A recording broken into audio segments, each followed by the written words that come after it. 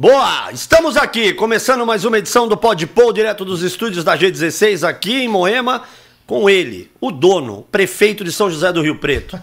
Foi bem essa a apresentação? Foi boa, começou bem. Grande Danilo, tudo bem, Danilo? Valeu. Prazer conhecê-lo. Tudo meu, cara. Você já percebeu pela camiseta que nós temos muitos assuntos aqui, né? Isso aí não é número de inscrição de outra coisa, não. É candidato. É candidato. Você votaria nele? Eu votaria. Então nós vamos convencer todo mundo Vou que votar tá... pela primeira vez agora nessa eleição aqui. Vamos lá. O Danilo que está conosco hoje aqui, além de um monte de coisas legais que ele estava contando para mim aqui nos bastidores, e eu já aproveito e te dou as boas-vindas, tem muitos assuntos aqui pra gente repercutir, né? A começar pelo São José do Rio Preto, que é um sol para cada um. Exatamente. Você já teve insolação? Sim, algumas vezes. E tem um homem do maçarico atrás de cada um também, né? É verdade. É quente. E ele é... Como que eu posso apresentá-lo primeiro? Como policial federal? Policial federal. O seu maior troféu foi levar em cana o nosso amigo? Foi. É mesmo? Você ficou conhecido com isso? Que eu tenho orgulho, Exatamente. Foi bacana. Então vamos começar aqui, primeiro dando as boas-vindas, lembrando que o Clube G16 aqui é 24 horas, estamos em Moema, muitas unidades. O Léo está onde nesta feita, meu querido Timaya? Tudo bem? Boa noite. Brasília, Distrito Federal. Nossa, quando você falou assim no começo do programa, nosso amigo já foi preso, eu juro, eu senti um frio na barriga. Eu falei, pô, eu ainda tô Não, aqui. é que foi uma ironia. Ah, entendi. É que tinha uma ironia. É o outro amigo. Tá. Exatamente, Nossa. companheiros, entendeu?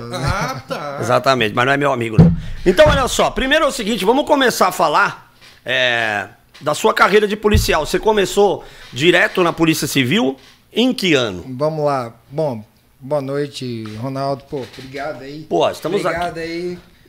O Léo tá onde? O Léo tá em Brasília. Léo, Brasília. O Pazini nós estamos fazendo... Onde está o Oli? Nós não sabemos onde está o Pazini, mas ele deve estar por aqui. Ele falou, estarei hoje com vocês. Então, a qualquer momento, ele pode adentrar aí. Pode adentrar, né? Exatamente. E o doido que eu tô de costas pra porta, sabe que Não tem polícia não importância. pode ficar de costas pra porta. Você faz aí minhas costas aí. Não, já tô aqui, só na contenção. Vamos lá, boa noite a todos. Pô, satisfação enorme estar aqui. Obrigado pelo convite. A nossa viu? também.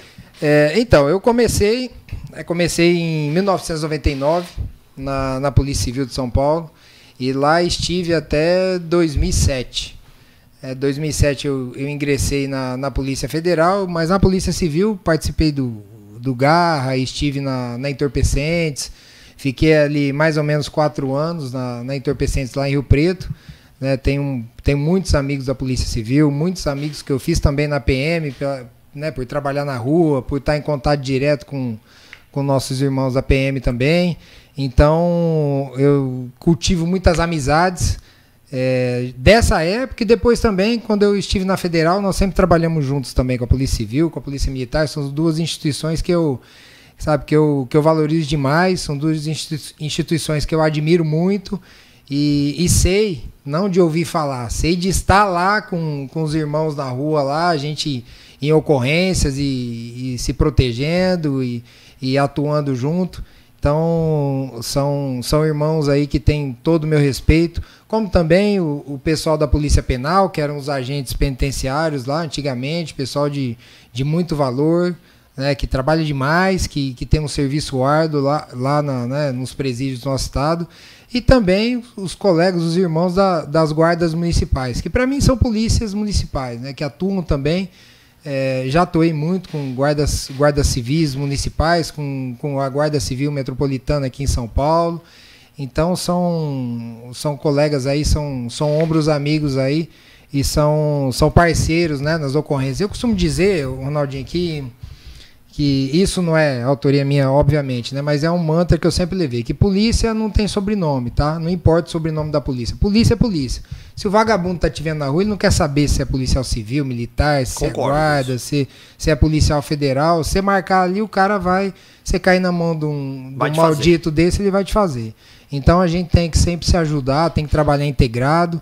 E eu acho que esse é o segredo do sucesso na área de segurança. O último estágio agora de policial, você estava na Federal. Isso, aí em 2007, né, eu fiquei até 2007, 8 anos na Polícia Civil, depois eu fui para a Polícia Federal, ingressei na Polícia Federal, fiquei lá 4 meses e meio em Brasília fazendo academia, voltei, consegui voltar para São José do Rio Preto, foi uma academia que abriu vagas, é dificílimo, né, mas tem um fator sorte, tem um fator também estar bem colocado lá na academia. Então voltei para São José do Rio Preto e aí eu comecei minha carreira na Polícia Federal. A Polícia Federal ela tem uma operacionalidade mais dinâmica. Você não é policial federal daquela cidade ou daquele estado, você está policial federal naquela cidade. Isso quer dizer que você a toda hora é empregado em operações em várias cidades e em vários estados. Então eu viajei muito na Polícia Federal. Eu comecei minha carreira lá em Rio Preto, mas já optei pela área operacional, que é de onde eu vinha, né, da Polícia Civil. Então você tem duas áreas assim a se definir na Polícia Federal, que elas são muito bem definidas, né? A área operacional e a área de inteligência. Então os policiais ali, eles optam. Normalmente assim, né? Na hora que você entra, o próprio trabalho vai te conduzindo para uma ou outra área de acordo com o seu perfil, né? E tem o pessoal também que fica mais na área administrativa, que também é importante. Eu optei pela área operacional, então logo 3 anos depois de eu ter ingressado na Polícia Federal, eu fui aprovado na seletiva aqui do Grupo de Pronta Intervenção, aqui de São Paulo, que é um braço do Comando de Operações Especiais. Pessoal que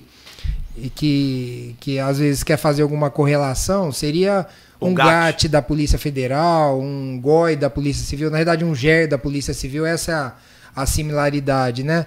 E aí eu estive no GPI, sou ainda membro do GPI, mas estou licenciado, né? Então vou chegar lá, estou afastado, né? Licenciado para concorrer. E aí estive desde 2010 no GPI da Polícia Federal, que é um grupo tático que atua em situações de risco diferenciado. Grupo de pronta intervenção, é isso? Pronta intervenção, grupo de pronta intervenção. Uhum.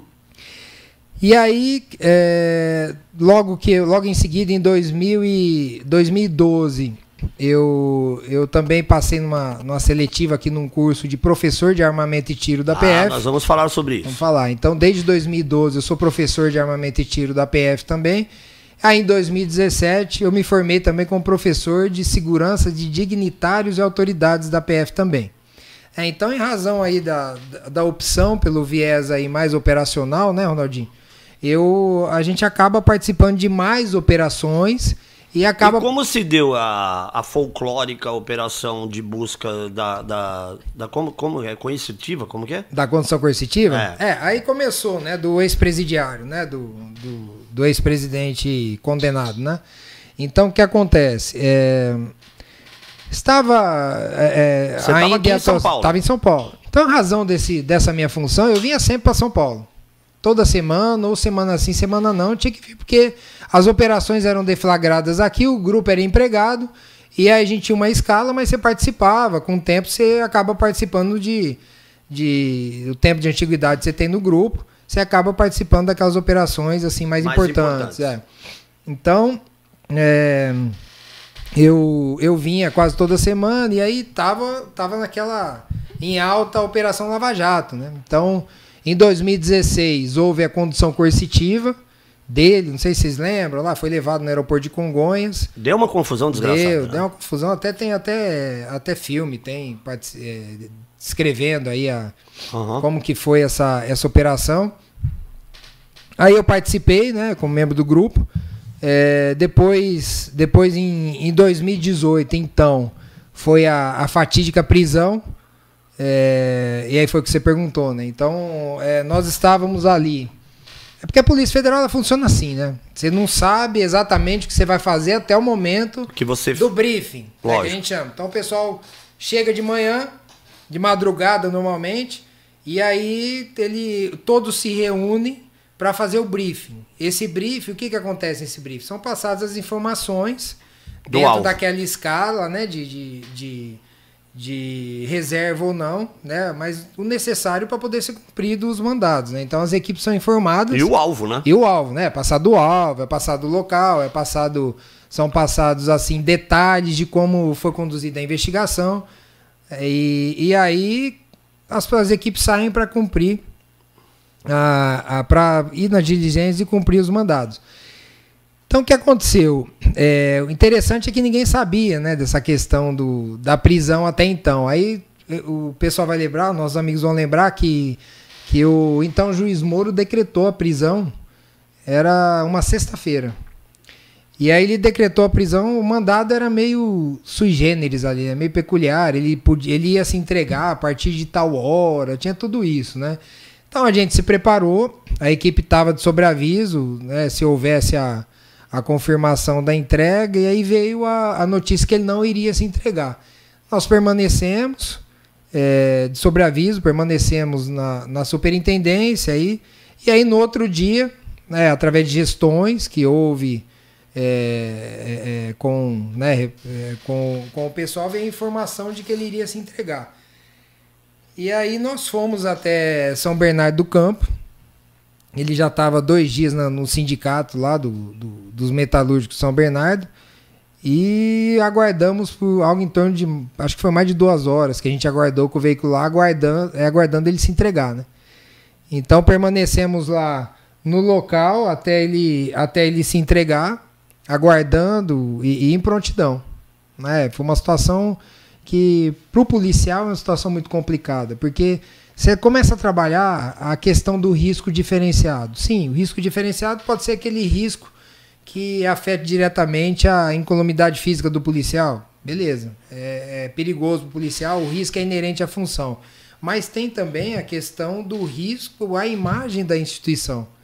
Então você pensa... Não, você tem aí várias variantes. Primeiro, porque você também tem que contar com a militância. Exatamente. Eles porque não é com o próprio alvo. Pele, exatamente. Então ali é pode se insurgir contra a guarnição e faz o quê? Exatamente. Mas ali o que aconteceu? A gente ficou aguardando cerca de meia hora e expôs toda a equipe que estava lá para cumprir esse mandado e também a militância. Porque um confronto ali seria muito ruim para ambas as partes. E ele, na situação lá, todos os que estavam ali cuidando dessa situação, agiram com muito desrespeito e com muita, vamos dizer, muita falta de juízo, né? Porque ele devia já se entregar logo. Mas isso é digno, já era previsível, né? E já era previsível e nós já contávamos com essa hipótese. Por isso que nós nos preparamos para essa situação também. Então estivemos lá por cerca de 2 horas. Como você disse. Quantos policiais eram? Era em torno de... Havia... no total ali havia bastante. Eu não posso entrar no detalhe de quantos policiais tinha muito. Tinha muitos. Assim. Se desse uma merda... Não, na célula ali fechada eram 4 viaturas. Era o que a imprensa mesmo mostrou ali. 4, 5 viaturas. Havia 2 vans ali também repletas de policiais. A célula de escolta, de prisão dele eram 4 viaturas. Que é o que estava fechado ali nele. Havia ali a previsão, óbvio, que a gente contou com essa hipótese, não era o que foi acordado, mas a gente contou com essa hipótese que eles poderiam romper de alguma maneira e utilizar aquilo politicamente, foi o que eles fizeram, né? Por isso que eu falei que era exatamente. A militância. Aliás, eu acho que eles queriam confrontar. Na realidade, eles usaram a militância como massa de manobra para ter um confronto. Mas como sempre, para poder justificar. Claro. Na realidade, eles não estão preocupados nem com a militância dele. Não. Estão preocupados só com ele. Óbvio. Né? Foi o que mostrou aí a roubalheira que eles fizeram durante todo esse período que eles estiveram no poder, né? Então eles mantiveram ali, tentar aquele clima de tensão ao máximo, o que eles puderam, até o ex-condenado se entregar, né? O que foi condenado ali se entregar. E na hora de se entregar? Havia um plano, havia sempre um protocolo para entrega, a gente sempre faz todos os protocolos, havia protocolos para todas as situações. Né? Então ele se entregou. O advogado foi junto? Não, foi só ele, né? O advogado foi depois.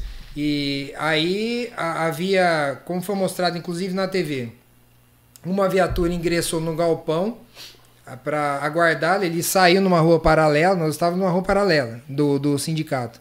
Ele saiu por essa rua, entrou no galpão, a célula estava noutra rua. Né? Ainda no momento que nós chegamos, veio aquele mar vermelho, né, para cima da gente. Começaram a bater na viatura, a certeza que eles não iriam virar a viatura, porque a viatura é blindada, é muito pesado, provavelmente não iriam conseguir. Mas havia um plano de contingência ali, caso a situação aumentasse ali a temperatura demais, né? Então tínhamos todos esses planos.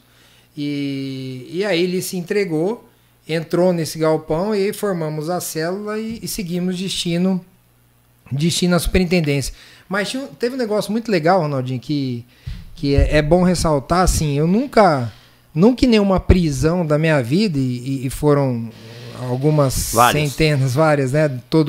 Quase 23 anos de policial, não tem como, né?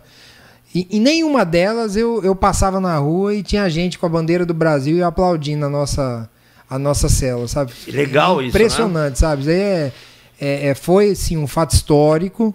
Foi, naquele momento, foi o ápice de uma operação que já vinha há mais de 4 anos em curso. E foi algo assim que eu nunca tinha visto na minha vida, assim, até emocionante, porque você se sente assim, como parte como partícipe da história. Porque foi mesmo o termo ali, foi o termo final ali o ápice de uma operação que estava indo muito bem, que estava respondendo aos anseios do que o brasileiro queria, porque o brasileiro não aguentava mais corrupção. Até então, não aguenta mais. Sim, mas naquela época o brasileiro não aguentava a corrupção, mas não tinha o que fazer. Ele não tinha assim, uma luz no fim do túnel. Então, o brasileiro fala, pô, eu não tolero essa corrupção, mas o que eu vou fazer? O que eu tenho de político novo para poder trocar? O que eu tenho de gente para poder colocar contra esse sistema que está arrebentando nosso país, que está sangrando nossos cofres? E a gente tinha realmente uma quadrilha. Quem perde um dia, quem perde aí, fala, não, vou perder um dia e vou ler tudo que aconteceu na Lava Jato. Vai ver que tem provas sobradas, vai ver que tem situações lá inadmissíveis, que são irrefutáveis. Houve uma devolução de dinheiro importante, né? Foram 6, até teve agora, né? O pessoal de uma TV corrigiu, porque tinham falado 6 bilhões de dólares. Aí entrou um apresentador e falou, olha, erramos, não foram 6 bilhões de dólares, foram 6 bilhões de reais. Porra, que diferença faz isso daí, cara? Pô, 6 bilhões são 6 bilhões, cara. Não, imagina quanto 6 bilhões. Se você reverter esse dinheiro em obras públicas. Pelo amor de Deus. É uma vergonha, né? Isso foi o que... Ronaldinho, isso foi o que... O que foi auditado, que foi ali, né? Auditado, o que foi gravado e o que foi repatriado. E o que não foi? Que hoje gira em torno... a perspectiva, estimativas, tá? O nosso presidente Bolsonaro até diz, mas estimativas de que o que foi roubado nesse período que eles estiveram no poder chega a 900 bilhões de reais. Imagina. Pra gente ter uma noção, eu gosto de fazer essa comparação, porque a gente se situa. Porque desde 2013, 2014, lá começou a Lava Jato, até hoje, né? A gente tem ouvido muita coisa assim, poxa, 1 bilhão, 2 bilhões, 100 milhões. Só que a gente não citou, às vezes o pessoal fala 1 bilhão. O que é 1 bilhão de reais? Vamos lá. Se eu pegar, por exemplo, se eu considerar que eu tenho... vamos considerar que um carro popular custe 50 mil reais. Com 1 milhão, eu compro 20 carros populares. Vamos pensar isso. Eu compro 20 carros populares. Com 1 bilhão, eu compro 20 mil carros populares. A diferença é muito grande. Então, 1 bilhão é muito dinheiro. Porque, às vezes, passa despercebido, às vezes, para a pessoa, ele pensa assim, pô, 1 bilhão, 1 milhão, não. 1 bilhão é muito dinheiro. É muito dinheiro. Você pensar assim, ó, se eu falar, eu vou entregar pro Léo, lá, que tá lá em Brasília, ou pro Pazini aqui, que vai aparecer a qualquer momento aí. A cada 1 segundo, eu entrego uma moeda de R$1. Peraí, vamos mudar. Vamos lá. Não, entrega pra mim. Entrega pra você. Não, pra mim. Então, o Pazini não precisa. Entrega tudo pra mim. Entrega pra mim. Entrego pro Ronaldinho. A cada 1 segundo, eu vou entregar uma moeda de R$1 pra você. Não vou comer, não vou almoçar, não vou dormir, eu vou entregando. Cada 1 segundo, R$1. R$1. Quanto tempo você acha que eu vou te dar 1 bilhão? Eu não faço a menor ideia. Tem nem ideia? Matemática... Mais ou menos 32 anos. Pra você ter uma ideia. O que os caras roubaram. Não, isso é 1 bilhão. Então, mas a estimativa, só você fazer a dimensão. Não, a estimativa do que eles roubaram é 900 vezes isso. Pra você ter uma ideia, são 60 vezes a transposição do Rio São Francisco, que o presidente Bolsonaro entregou agora, junto com o ministro Tarcísio. Então, quer dizer... É muita roubalheira. E aí a gente tem que pensar, por exemplo, falamos da Lava Jato, teve um juiz aí que ficou identificado como pai dessa... Poxa, a Lava Jato é o patrimônio nacional. A Lava Jato foi uma operação que lavou a alma do brasileiro. E foi a Polícia Federal, foi o Ministério Público Federal, foi sim a Justiça Federal, teve uma força-tarefa, tal, mas a gente não pode atribuir isso a uma pessoa. Lógico que não. Não pode atribuir. Não. A Lava Jato começou lá com a investigação de um doleiro, que é uma coisa comum na Polícia Federal, entendeu? Exatamente. E aí o que aconteceu? Falamos isso, agora vamos dizer, como que eu cheguei à questão, né, da prisão, né, das operações. E aí a gente era empregado nessas operações, o grupo era empregado nessas operações. Então, e a maioria das deflagrações onde havia assim, os alvos mais, não vamos dizer importantes, mas aqueles que poderiam dar mais midiáticos estavam aqui em São Paulo. Então, por conta disso, a gente acabou participando de boa parte daquilo que apareceu na televisão. Teve a questão lá do Joesley Batista, que também se entregou e nós fizemos a escolta. Depois da prisão do Lula, teve a escolta no velório do Neto, que nós vamos entrar depois, que teve uma situação mais específica. E teve depois a prisão do Temer, que eu também tive a participação, o grupo também teve participação, e lógico, né, fazer uma consideração inicial. Polícia, ninguém faz nada sozinho, né? Ah, sim, lógico. Assim, então é sempre a equipe.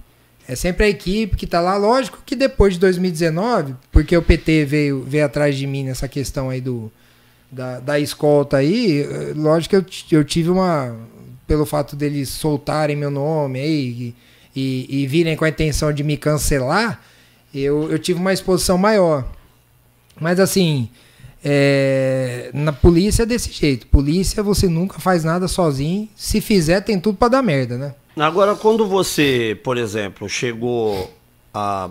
Porque aí nós vamos entrar numa outra seara. Tá. De policial, você foi alçado a um cargo federal. Foi. Você foi direto pro Ministério da Agricultura. Foi o da seguinte, Agricultura. Depois de 2018... O ministro era quem? Na época era a ministra Tereza Cristina. Tereza Cristina. Depois de 2018, da prisão do Lula, eu me voluntariei para trabalhar na equipe de segurança do presidente Bolsonaro. O que acontece? Hoje está muito em voga isso daí, o pessoal está vendo. Às vezes os colegas não sabem, não tem assim, conhecimento porque não é muito divulgado. Agora foi. Tá? A Polícia Federal ela faz a segurança dos candidatos a presidente da República. Todos que mesmo os ex. Quiserem. Não, aqueles que se candidatarem naquele certame. Por exemplo, abril 2018, todos os que se candidataram têm direito à segurança da PF. Não sabia disso. A partir do momento da homologação. Ok. Então hoje, teoricamente, todos os candidatos a presidente da República têm essa prerrogativa. Tem essa segurança, tem a prerrogativa e tem a oportunidade de ter a segurança da PF. Menos o que vai para a reeleição, porque já faz segurança pelo GSI. Perfeito. Então, o que acontece? Em 2018, eu me voluntariei, eu conversei com o Eduardo Bolsonaro, na época, ele e o pai eram deputados, e eu me apresentei para o Eduardo, já conheci o Eduardo, né? Gente boa ele. Gente boa Foi demais. Jogar bola com a gente. Gente boa demais. Eu já joga bem. Atira bem também. Joga bem. Eu desde 2014 já o conhecia, né? O primeiro voto nele foi em 2014, que ele se elegeu a primeira vez como deputado federal. E aí eu falei, Eduardo, estou me colocando à disposição para atuar na segurança do seu pai. Já ouvia falar, né? Já acompanhava o pai dele, já era assim, já começava a semente ali do bolsonarismo, né? E era o deputado Jair Bolsonaro, na época, ele era um cara que já falava a nossa língua. A língua dos policiais, a língua da população, mas principalmente da polícia, porque quando você está no governo de esquerda, fica aquela putaria, que vão dizer que o ladrão é vítima da sociedade, que a polícia é opressora. A manchete é sempre o suspeito. O suspeito, nunca é o ladrão, vi um o suspeito. Desse. Não, eu queria entender o seguinte. Polícia mata o suspeito. O cara tá com um fuzil. Aí ele foi alvejado por uma viatura policial ou por policiais, sei lá, de que ordem. Ele é suspeito do quê, irmão? Ele tá com um fuzil na mão. Exatamente. E aí eles querem o quê? Quer que você espera o cara dá o primeiro tiro pra você reagir. Porra nenhuma, cara. Não. Ele tá com um fuzil na mão, infelizmente, meu amigo. Quem pediu pra morrer foi ele. A realidade é essa. Não tem isso daí. Até porque o Estado tem que manter a ordem, né? Pelo amor de Deus, né? Não, isso não tem a mínima coerência. Então, o que acontece? Ele já vinha falando nossa língua. E a gente já estava se formando toda essa consciência Mas isso ainda como Polícia Federal. Com Polícia Federal. Para você criar um corpo de segurança para o presidente. Aí eu me voluntariei para fazer parte dessa equipe de segurança. E deu certo. Quando foi consolidada a candidatura dele, em meados de julho, a gente já entrou e a partir dali a gente já começou a fazer segurança do então candidato Jair Messias Bolsonaro. Então, eu tenho muito orgulho disso, sabe? De ter participado desse momento da vida de todos eles. E pra minha vida também, assim, foi... No episódio da facada, você estava em outro lugar. Eu tinha vindo para São Paulo, e aí eu cuidei da recepção dele, da transferência e da recepção dele aqui, e encaminhamento até o Albert Einstein, tá? Então, porque a equipe, ela sempre se divide. O candidato, ele vai em vários locais na semana, então... Aliás, há de se fazer justiça, me permite uma parte, ao hospital que atendeu primeiro ele. Isso, lá em Juiz de Fora. Porque são heróis. São heróis. Heróis. Heróis. E ali foi... E sem muitos recursos, né? Exatamente. Ali realmente foi... Providencial, né? Providencial e eu acredito que foi divino também, foi coisa de Deus, porque tinha um cirurgião especialista de plantão naquele momento, ele não era o plantão da especialidade dele. Ele era um plantonista comum, mas era especialista em cirurgia, salvo engano, vascular. Sabe? Salvaram a vida do nosso presidente ali, mas foi uma conjugação de fatores também que propiciou isso. Sabe? Da mesma forma que precisa multifatores para um avião cair, também tem muito. Exatamente, né? para poder. Tem coisa para salvar. Porque né? você vê ali, como eu disse, foi uma conjugação de fatores. Você teve a extração rápida. Quando a gente entrou nesse desafio. Que foi a segurança do presidente Bolsonaro, então candidato, era uma coisa peculiar, sui generis, que era diferente de tudo aquilo que existia, que se conhecia de doutrina de segurança de autoridades, principalmente de presidenciáveis. Por quê? Você pega outro qualquer presidenciável, ele anda na rua tranquilo. Ele anda numa feira tranquilo, às vezes tem cara que não conhece, o cara olha de longe, às vezes o cara não quer cumprimentar, ou o cara até cumprimenta, vai lá, mas não tem aquele furor, aquela coisa que todo mundo vai para cima. Então, tecnicamente, a doutrina era o quê? Passe despercebido, e vai olhando se o candidato tem alguma ameaça por perto, alguma coisa assim.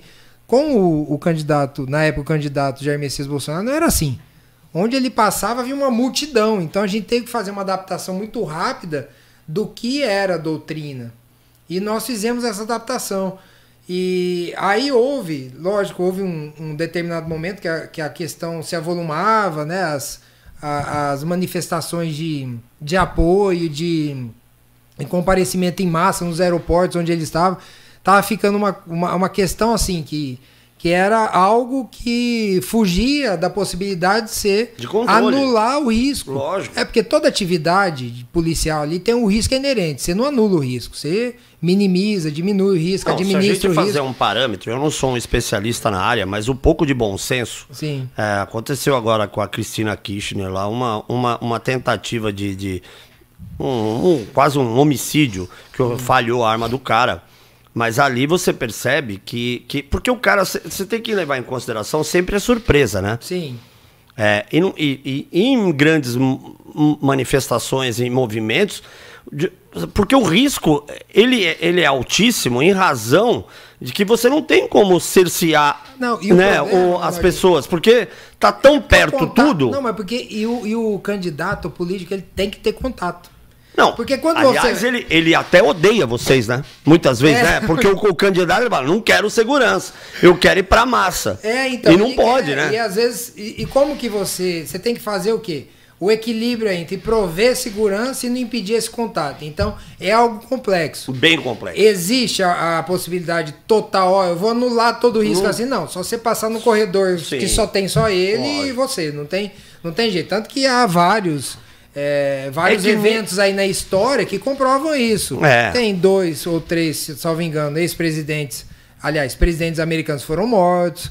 Tem a questão do Ronald Reagan, que sofreu um atentado. Não, o Papa mesmo sofreu atentado. Então, é uma coisa assim, que 100% de chance que não vai acontecer, não existe. Sim. Aí o que aconteceu com o nosso presidente, com o então candidato? Ele sabia dessa circunstância, a gente sabia também, sabia dos riscos, mas em todo momento ele falou, pessoal, se acontecer alguma coisa, a responsabilidade é minha. Eu preciso desse contato, eu preciso que vocês me ajudem, que vocês estejam comigo. Só que eu não posso abdicar desse contexto que eu criei. Ele não podia mesmo, porque ele tem que ter o contato com o público. Aí ele falou, vocês me ajudam? A gente falou, lógico, estamos com o senhor. Eram policiais, todos os policiais estavam na equipe ali, eram policiais abnegados, eram policiais que se voluntariaram para a missão, que era uma missão realmente muito complexa.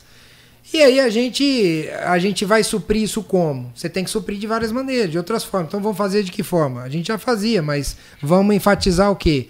A extração, caso ocorra alguma coisa. Caso ocorra um evento fatídico, aí a gente tem que fazer como? Tem que ter um plano de evacuação médica, eu tenho que plotar os melhores lugares. Eu preciso selecionar policiais que conheçam o ambiente onde ele vai estar. Porque, por exemplo, eu vou num local conhecido, sei lá, um centro de alguma cidade. Só que a partir do momento que ele chega lá, por exemplo, vou no centro de Campinas, pô, beleza. Em CNTP, pressãozinha 12/8 lá, tá o pessoal andando aqui, beleza, as ruas estão com acesso, tudo bem. A partir do momento que ele chegava, aquilo lá virava uma multidão, virava um Maracanã aquilo lá. Então eu tenho que pensar o quê? Poxa, se eu tenho uma via bloqueada, por onde eu vou? E aí eu faço o quê? Se eu não tiver o pessoal que conhece o local, eu vou fazer como? Então, por exemplo, lá em Juiz de Fora, tinha realmente o pessoal da cidade que iria conseguir fazer essa extração mais rápida, como a gente colocava em outros lugares. E foi isso que aconteceu. Então o presidente chegou em menos de 7 minutos até o hospital. Isso foi determinante para que se preservasse a vida dele. Então até o momento que você identifica o ato. Por exemplo, teve lá o ex-militante do PSOL, de esquerda lá, cometeu a tentativa de homicídio, deu a facada. Você tá naquele monte de gente. A partir do momento que você identifica, que é um ato complicado você identificar, porque no caso lá, por que não sangrou? Porque ele desferiu a facada, tirou e a hemorragia ficou inicialmente interna. Inicialmente ele achava que era um soco. Tanto que ele falou em primeiro, me deram um soco. Aí o policial... Em condições de pressão e temperatura, aquele cara seria morto. Exatamente. É que ele só não foi um alvo por conta das pessoas que lá estavam em volta. Parte da equipe socorreu, identificou o ferimento, socorreu, extraiu e levou para o hospital. E parte da equipe pegou esse cara e levou para um local seguro, que era uma casa lá que estava do lado, e levaram para o segundo andar. Porque sim, é natural que a população queira linchar, que fique fora de controle. E ele não tomou um tiro por conta das pessoas em volta dele. Exatamente. Porque você pode transfixar e matar um inocente. Exatamente. O policial ali não teria como reagir com um tiro, por quê? Porque, obviamente, que iria transfixar. Exatamente. Claro, lógico. Então, o que acontece?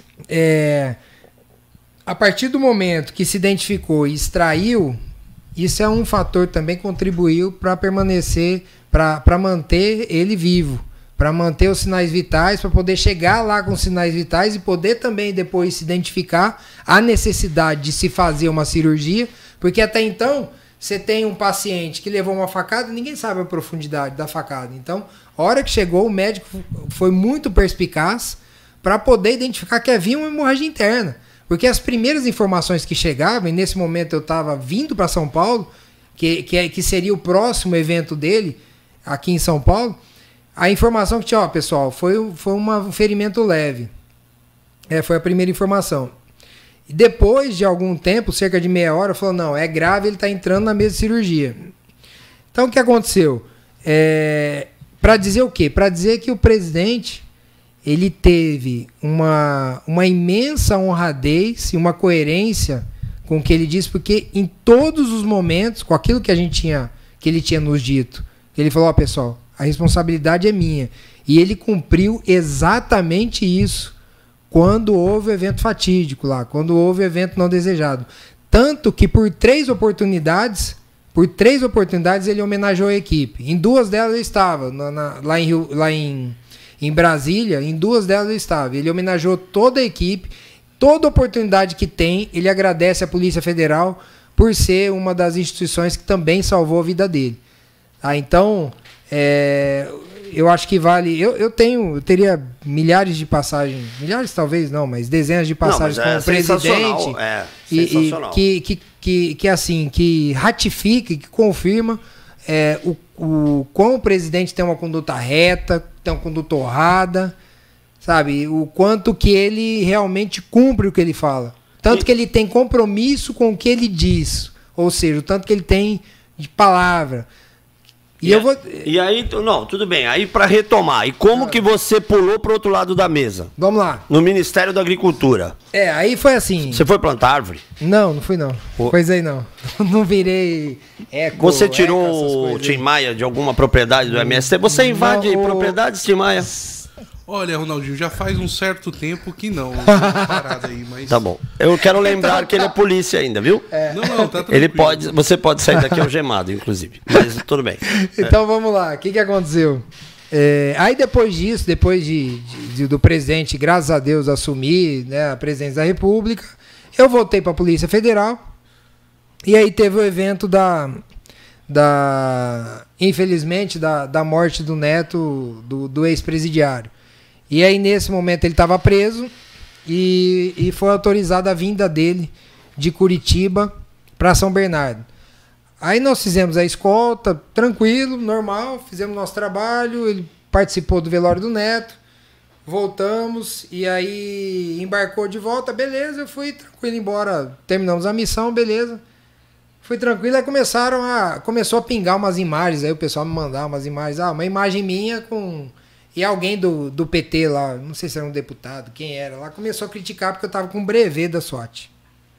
Brevet é um curso que eu fiz ministrado pela SWAT de Miami. Tinha outros brevets também, um que eu fiz no Rio de Janeiro, o outro do GPI, do COT. Já começaram a pegar no seu pé? Já começaram a pegar no meu pé e aí começou a vir porradaria. Se o pessoal quiser saber certinho a história, é só colocar Policial Federal SWAT no Google, vai aparecer. E aí começaram a querer me cancelar, né? Mas como dizendo que era um policial americano, que eu não podia ser um defensor do Bolsonaro, porque eu tava fazendo um trabalho, que eu tenho que ser isento, porque eu sou policial federal, como se eu não tivesse liberdade de manifestação por ser policial federal. Passei no concurso, agora não posso me manifestar mais. Não é nada disso, né? Então, aí veio a presidente desse partido também, falando que era casa de corregedoria, tá? Enfim, teve uma certa exposição. Várias mensagens da horda deles lá, da seita deles, falando um monte de merda, ameaçando minha família, dizendo que ia matar filho, umas coisas que eles fazem, assim, de trás do teclado, né? Aquele bando de covarde, né? Porque na frente não vem fazer. Enfim, veio essa porrinhação aí, tentaram ali uma denúncia lá, realmente a presidente desse partido fez uma denúncia à Polícia Federal e acabou não dando em nada. Mas, enfim, o que aconteceu? Houve uma exposição. Isso te credenciou a adentrar no governo? Não foi isso que credenciou, mas assim, deu uma exposição e já havia alguns convites. Acho que isso deu uma evidenciada. Depois de um certo tempo, veio um convite para participar do governo.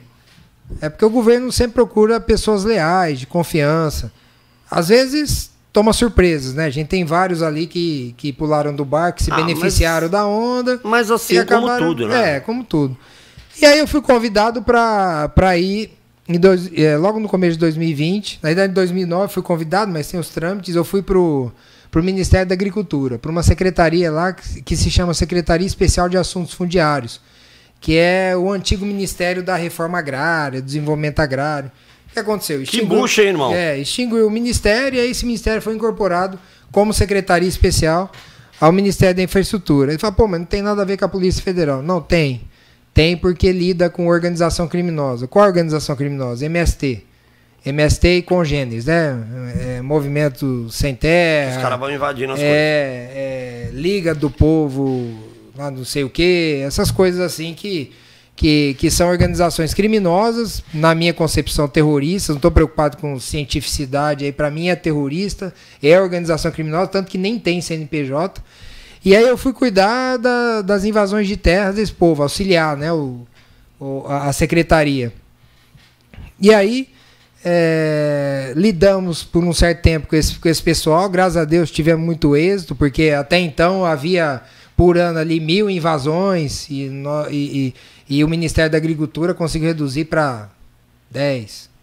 por ano, 15. Por quê? Fechou a torneira, parou de dar dinheiro para bandido, eles pararam de invadir. É óbvio, né? Então, é isso daí. Deu tranquilidade para o homem precisa financiar a máquina. Exatamente. Né? Então, deu tranquilidade para o homem do campo, porque vinha com aquela historiazinha de que, reforma agrária, vamos invadir, porque é improdutivo, aí tá lá o trabalhador rural, tá lá o agropecuarista, tá lá o pessoal do agro que leva o nosso país nas costas, tem que ficar recebendo a porrinhação desse povo que não faz nada, não trabalha, não faz porra nenhuma e fica querendo burlar. Quanto tempo você ficou nesse ministério? Fiquei um ano e 6 meses no Ministério da Agricultura nessa função. E lá a gente viu várias barbaridades, né? Eu poderia contar várias aqui que esse Mas povo pra faz. gente otimizar, vamos pro lado da infraestrutura. Aí depois... Você pulou o muro. Aí depois de um certo tempo eu fui convidado pelo ministro Tarcísio, já o conheci há algum tempo, fui convidado para ser assessor especial dele no gabinete dele, aí fui para lá. Aí fui trabalhar lá no Ministério da Infraestrutura, diretamente com ele, e lá eu terminei meu ciclo, né, no governo federal, estive até junho. O ministro Tarcísio se desincompatibilizou em abril para poder vir disputar o governo de São Paulo, e eu me desincompatibilizei em junho, porque na função de assessor especial, não sou ordenador de despesa, eu poderia me desincompatibilizar até em julho, que são 3 meses antes das eleições. E aí, quando o ministro recebeu a missão do presidente de vir para São Paulo para a disputa do governo de São Paulo, ele me questionou, falou, vou te dar uma missão. Falei, chefe, qual que é a missão? Ele falou, você vem como deputado estadual. Então a missão é essa, me ajuda lá, porque eu vou precisar de gente de confiança também na Assembleia. E aí eu me assumi essa missão e estamos aqui trabalhando. Agora vamos fazer o jabá direito. Vamos fazer o jabá direito. O negócio é o seguinte, o número é 117, o 17 é por causa de São José do Rio Preto. E tem 2 causas, né? 10, que é o Tarcísio. 10, Tarcísio. O 017 é o DDD lá da região, que eu também represento.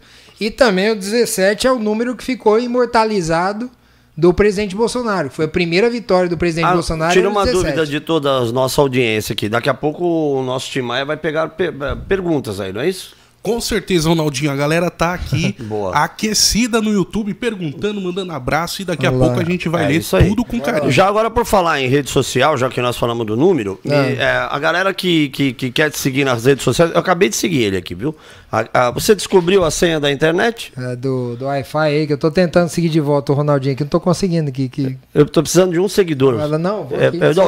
Tô precisando. Sou eu. A única pessoa que me segue é meu gatinho. Tim Maia, você tem que descobrir a senha.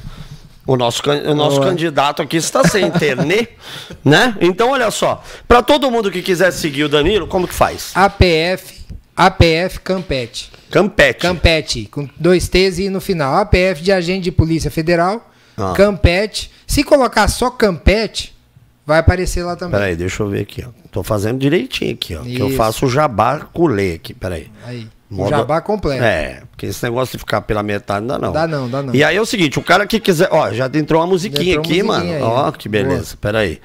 Aí é o seguinte, todo mundo que quiser te mandar mensagem, falar sobre suas propostas, você atende todo mundo, sua mulher é brava, ela fica... olha, tem uma mulher muito bonita te seguindo, ela tem esses negócios ou não? Não, tem não. Pode mandar lá, como não tem problema problema da primeira dama? Vanessa. Dá um beijo pra Vanessa. Isso. Ela tá nos vendo hoje? Tá nos vendo. Boa. Tem um bom candidato, viu, Vanessa? Vote nele.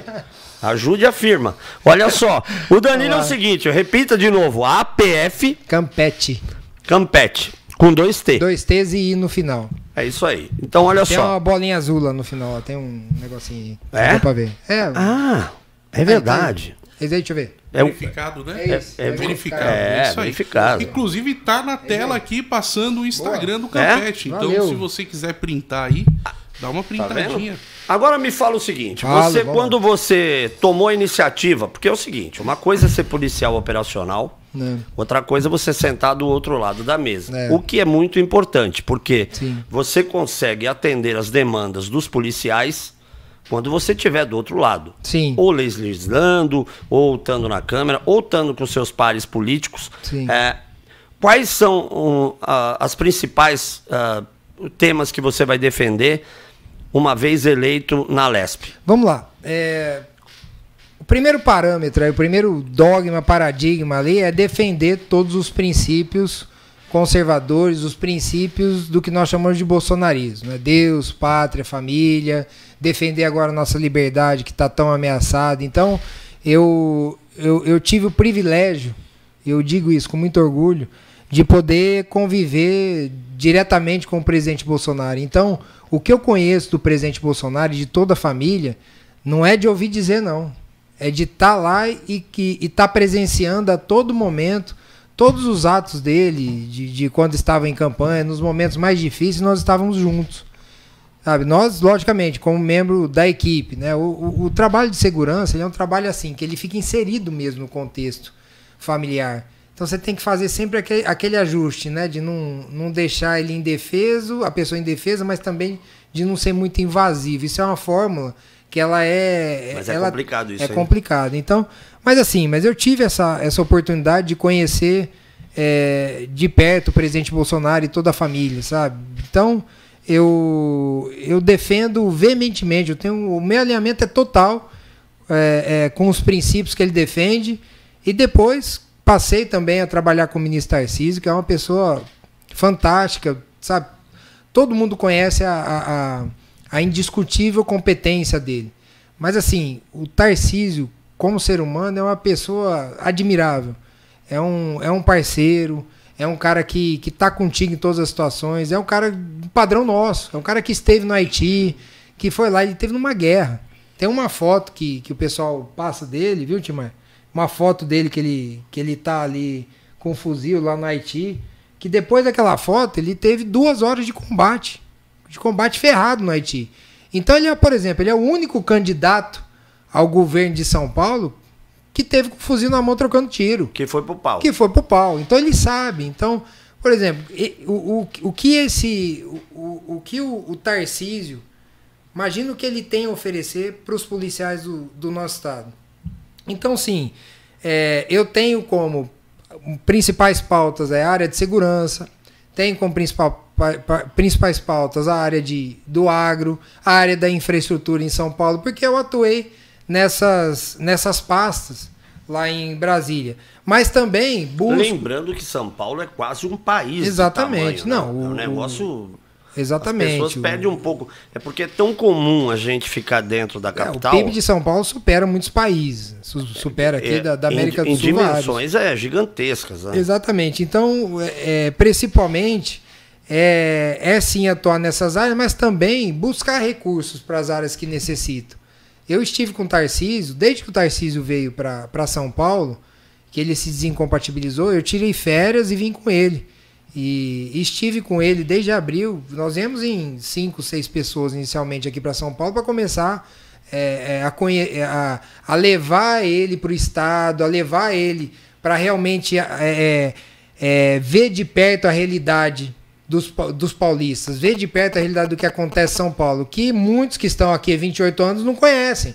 O Tarcísio conhece mais de São Paulo do que muitos daqueles que dizem que estão aqui, eu sou raiz, sou paulista raiz, mas não conhece metade do que ele sabe de São Paulo.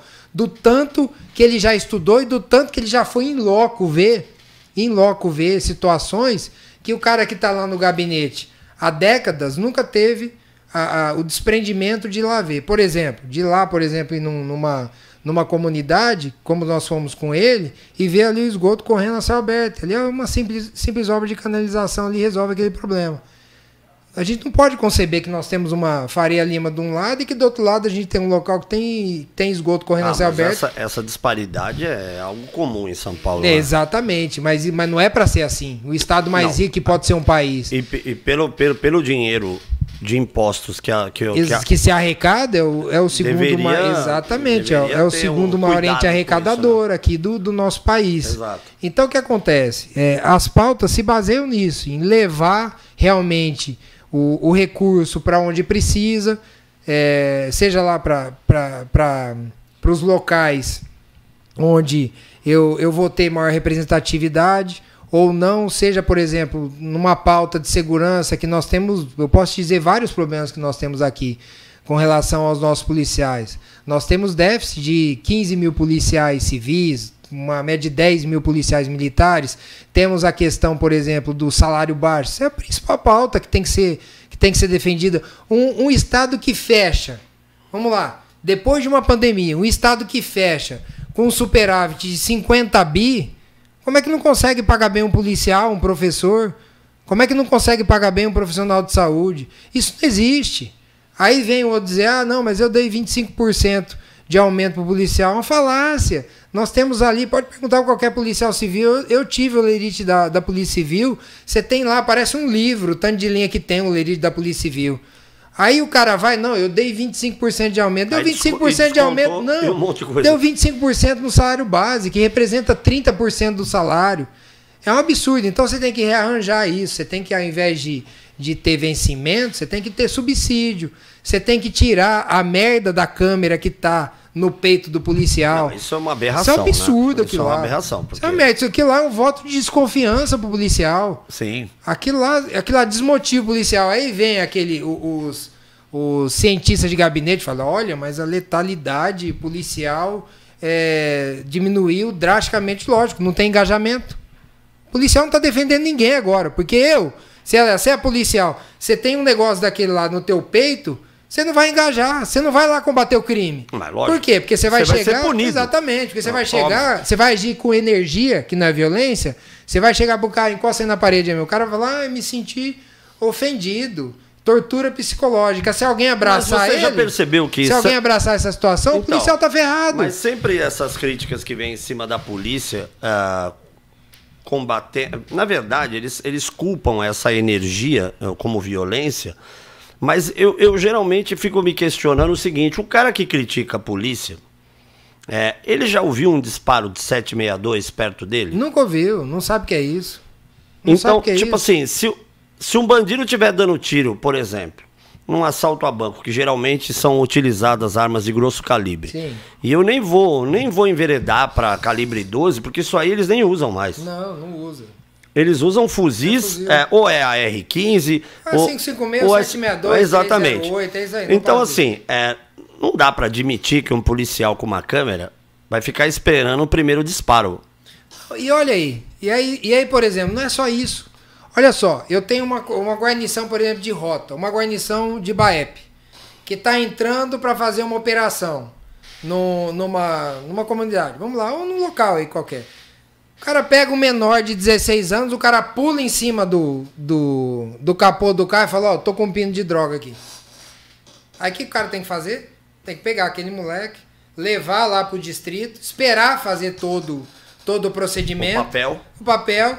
E aí o moleque sai antes do cara. Beleza, o que aconteceu? Você tirou uma guarnição que tá indo combatendo o crime. Você neutralizou o cara. Aí você fala, se não tivesse a câmera, o vagabundo lá, o traficante, não ia jogar um moleque desse em cima. Lógico que não. Não ia. Claro que não. Então você tem essa Aquele questão... é o boi de piranha, né? Você tem essa questão da isca, que é uma merda. Aí, pô, você pega outras pautas, por exemplo. Pô, não é possível que se tenha lá...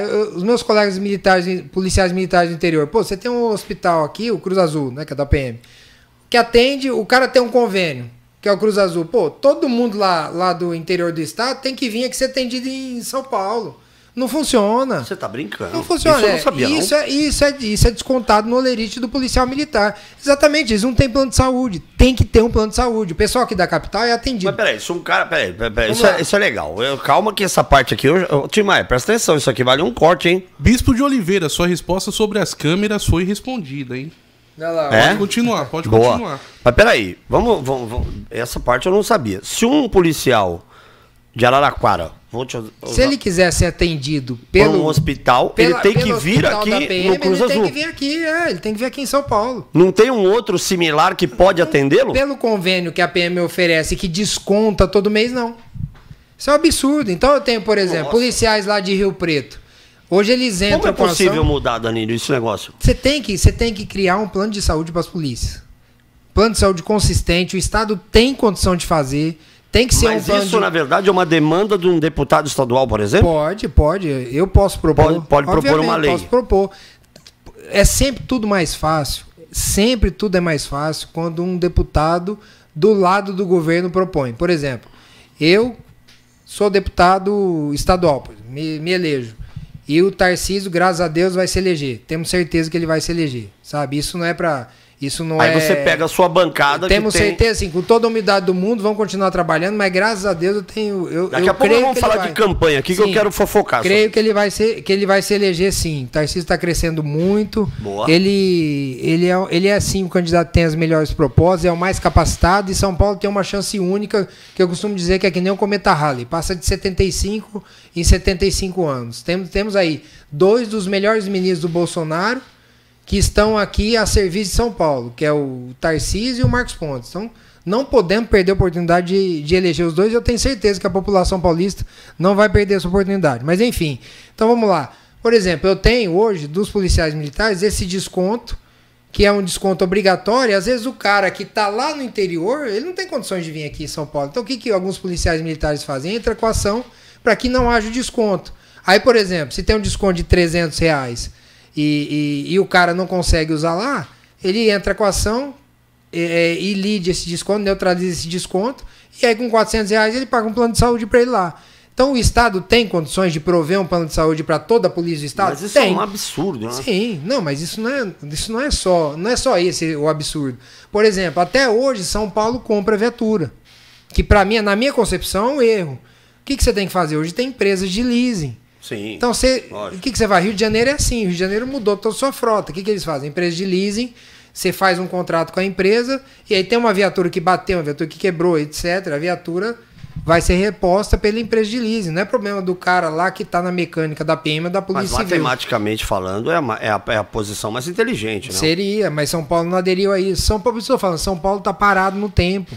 A gente pensa que tem um governo que fez uma boa gestão, ou às vezes eu ouço assim, mas os caras são bons gestores. São bons gestores porra nenhuma, cara. Os caras têm uma gestão medíocre. A gestão deles, desse governo aqui que está há 28 anos, é medíocre. Você tem... Vamos sair um pouco, por exemplo, da área de segurança. Vamos para a área de infraestrutura. Você tem a linha Ouro, ali a linha 17 do monotrilho, que está fazendo aniversário de 11 anos de obra. Era para ser entregue em 2014. Só para você ter uma ideia, o Tarcísio, primeiro ano que ele chegou, só para você ver o padrão, a diferença. Tá? E aí vem o gestor aqui falar dessa obra, mas tem muitos problemas, o TCE dá problema, sabe que a empresa quebra. Tá, Tarcísio, chegou em 2019, BR-153 Pará. Todo ano, mais de 100 km de congestionamento, 15 km de caminhões atolados no Pará. Era uma para asfaltar ali uma média de 50 quilômetros. O que ele fez? Atolaram lá em fevereiro, chuva. Ele pegou um avião aqui, foi lá e foi em loco ver. Foi falar com o caminhoneiro lá. Falou, tá difícil, né? O pessoal, tá difícil, ministro, tá difícil. Os caras lá, quase 15 dias lá, quase sem comida. Ele virou pros caras e falou, essa é a última vez que vocês vão passar por isso. Em novembro estava asfaltado. Como é que você fica com um rodanel parado e com um monotrilho há mais de 11 anos em obra? Era para ter entregue em 2014. Aliás, tem uma obra... Isso não existe. Isso pro Tarcísio não existe. Uma obra no aeroporto de Cumbica que o cara...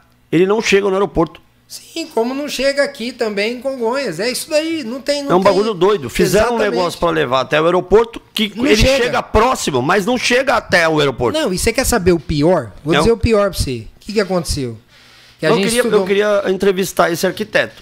Então. Ou o cara que projetou esse troço. Você quer ver o pior? Por exemplo, você tem aqui uma estrutura que a gente vê lá, aquela puta estrutura lá do monotrilho, sabe? Que passa, que passa ali por perto de... Que deveria chegar até Congonhas, que deveria se estender até Paraisópolis.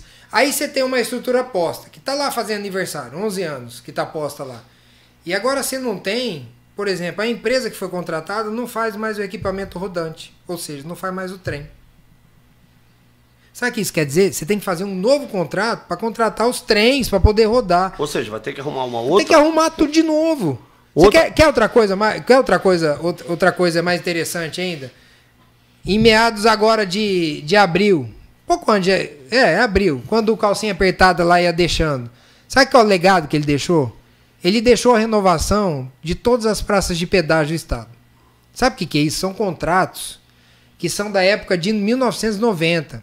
Que a base era o IPCA, etc. Era contrato totalmente fora da realidade. Ou seja, ele nos nos condenou a ter o pedágio mais caro da história por mais 30 anos.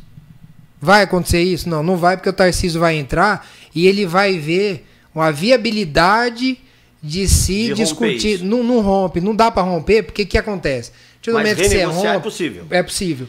A partir do momento que você rompe, você entra na segurança jurídica, aí você ferra com o Estado. Não é isso. Não é romper. Mas é trabalhar uma redução com os itens que você tem dentro do próprio contrato de pedágio. Entendeu? Você consegue fazer uma redução readequando alguma coisa, logicamente, com a empresa tendo uma contrapartida. Só que esse foi o legado que eles deixaram. Por exemplo, Tarcísio lá, a Dutra, venceu ano passado, quase a mesma coisa. O que ele fez? Ao invés de renovar o contrato, ele fez um novo contrato, relicitou. Aí o que ele colocou? Novas modelagens, ou seja, novas cláusulas para que o contrato seja adequado à realidade de hoje. Ou seja, eu tenho, por exemplo, a empresa que ganhar... Você não pode praticar um contrato de 30 anos, né? E renovar esse contrato, foi isso que eles fizeram agora. Ferraram com o Paulista, que já paga o maior pedágio do país. Ferraram com o Paulista. Ah, mas tem boas estradas. Tá, mas é obrigação ter boa estrada. É obrigação ter boa estrada, né? É o mínimo. É o mínimo. E aí o que aconteceu? O que o Tarcísio fez na Dutra, por exemplo? 15 bilhões para 2 estados. 7 bilhões e meio para São Paulo, 7 bilhões e meio para o Rio de Janeiro, de outorga, tá? Quarta faixa, por exemplo, da Dutra, da região de Aparecida. LED em toda a extensão. Entrou a Rio Santos também nessa outorga. Ou seja, o que ele faz nesse contrato? Ou seja, ao invés de, por exemplo, a outorga, que é aquilo que a empresa tem que prestar para o Estado por ter ganhado a concessão, o que ele coloca em algumas situações? Ele coloca, faça uma obra. Porque se voltar o dinheiro e entrar no cofre público, para sair uma obra daquilo, vai ser mais complexo, vai demorar, vai depender de vontade política. O que o Tarcísio já fez? Ele insere no próprio contrato.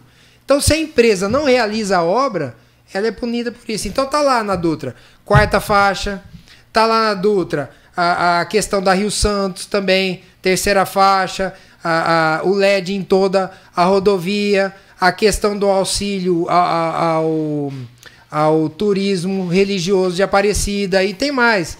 De R$70 que seria se o pedágio apenas fosse prorrogado, aquele que usa o tag vai pagar, por exemplo, durante todo o trecho R$40. Então caiu R$30 esse pedágio. Aí o cara vira e fala assim, não, mas aqui em São Paulo não tem o que fazer. Tem sim. Se tiver gestão, tem. O que não dá para fazer é com essa gestão que está aqui, que é incompetente. Agora, eu acho que vale a pena reiterar a importância de votar certo. Sim. Porque senão é o seguinte, eu sempre falo aqui no podcast, o Tim Maia sempre nos... Ô, Tim Maia, tem perguntas aí pro Danilo? Bastante, então, peraí, nós já vamos falar... Você tem que fazer um jabá também, tá escrito aqui, né? Com certeza, peraí, daqui a pouquinho faça também. um jabá. Então é o seguinte, você tem que votar nas pessoas, antes de qualquer coisa, conheça em quem você vai votar. Porque assim, eu fico vendo o horário político na televisão, eu acho uma aberração, de verdade. Porque eu acho que tem pessoas ali que não poderiam estar ali se o país fosse um pouco sério. Aí você pode dizer, não, mas a democracia tem que permitir direitos iguais para todos. Mas eu não posso ver palhaços fazendo brincadeiras, analogias sexuais, com coisas estúpidas, personagens absolutamente deploráveis, no sentido literal mesmo. Porque olha só, quando eu entro nessa seara, é muito importante lembrar que quando um deputado é eleito, seja ele no âmbito estadual, federal, ele está representando você. Exatamente. Você não pode pôr um imbecil lá. Porque o imbecil, ele vai votar como um imbecil. Exatamente. Né? Eu não vou citar nomes aqui, cada um tem o direito de votar em quem quiser, evidentemente. Mas eu acho que vale a pena esse exercício, porque você está colocando uma pessoa lá que pode interferir no futuro do seu filho. Sim, exatamente. Porque quem entra lá deixa legado, ruim ou bom. Ruim ou bom. Cabe a você escolher se a pessoa, Exato. se o teu representante, se você quer que ele deixe um legado bom, ou se ele quer, ou se você quer que ele deixe uma tragédia aí. Por exemplo, a legalização das drogas, por exemplo, a legalização total do aborto. É isso daí. É isso que você tem que pensar. Você quer isso pra frente? Você quer ideologia de gênero pro teu filho? Não, aquele bar. Não, isso exatamente, aí, então vamos pensar. Meu Eu Deus. acho, por exemplo, pra restaurante. Mim, todos é chocolatado. Exatamente, eu quero o quê? Eu quero linguagem, sei lá, neutra, como é que chama essa. Eu não sei nem repercutir exatamente. esse Então, assunto. pra mim, eu acho que quem tem que cuidar da educação nesse sentido dos filhos é a família. Por isso que nós somos conservadores nos costumes, claro, e somos liberais na economia. Eu tenho que manter a base da sociedade, que é a família, eu tenho que manter a educação dos meus filhos a cargo da família. A escola ali, ela tem que ensinar, ela tem que dar instrumentos para o meu filho poder ser bem sucedido na vida. Ela não tem que ensinar qual banheiro ele tem que ir. Quando a Porta da Esperança, sabe? Você lembra do Silvio Santos? Abriu a Porta da Esperança, apareceu comida, Tim Maia. Olha ali. Ali, ó. Tim Maia, ajude nós aqui. Ali, ó. Tem aqui. Opa, claro, pode entrar, meu amigo. Tá vendo? Você é sempre então, o que bem-vindo. acontece? Essa tem que ser uma defesa ferrenha, sabe? Deixe nossas crianças em paz. Desde a concepção, tá? Sim. É pra deixar nossas crianças em paz desde a concepção.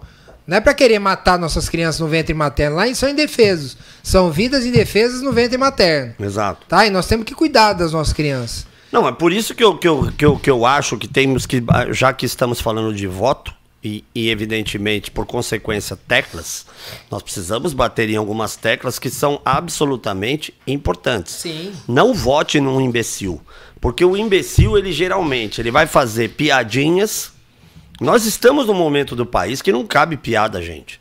Nós saímos de uma pandemia e nós temos que fazer esse país crescer.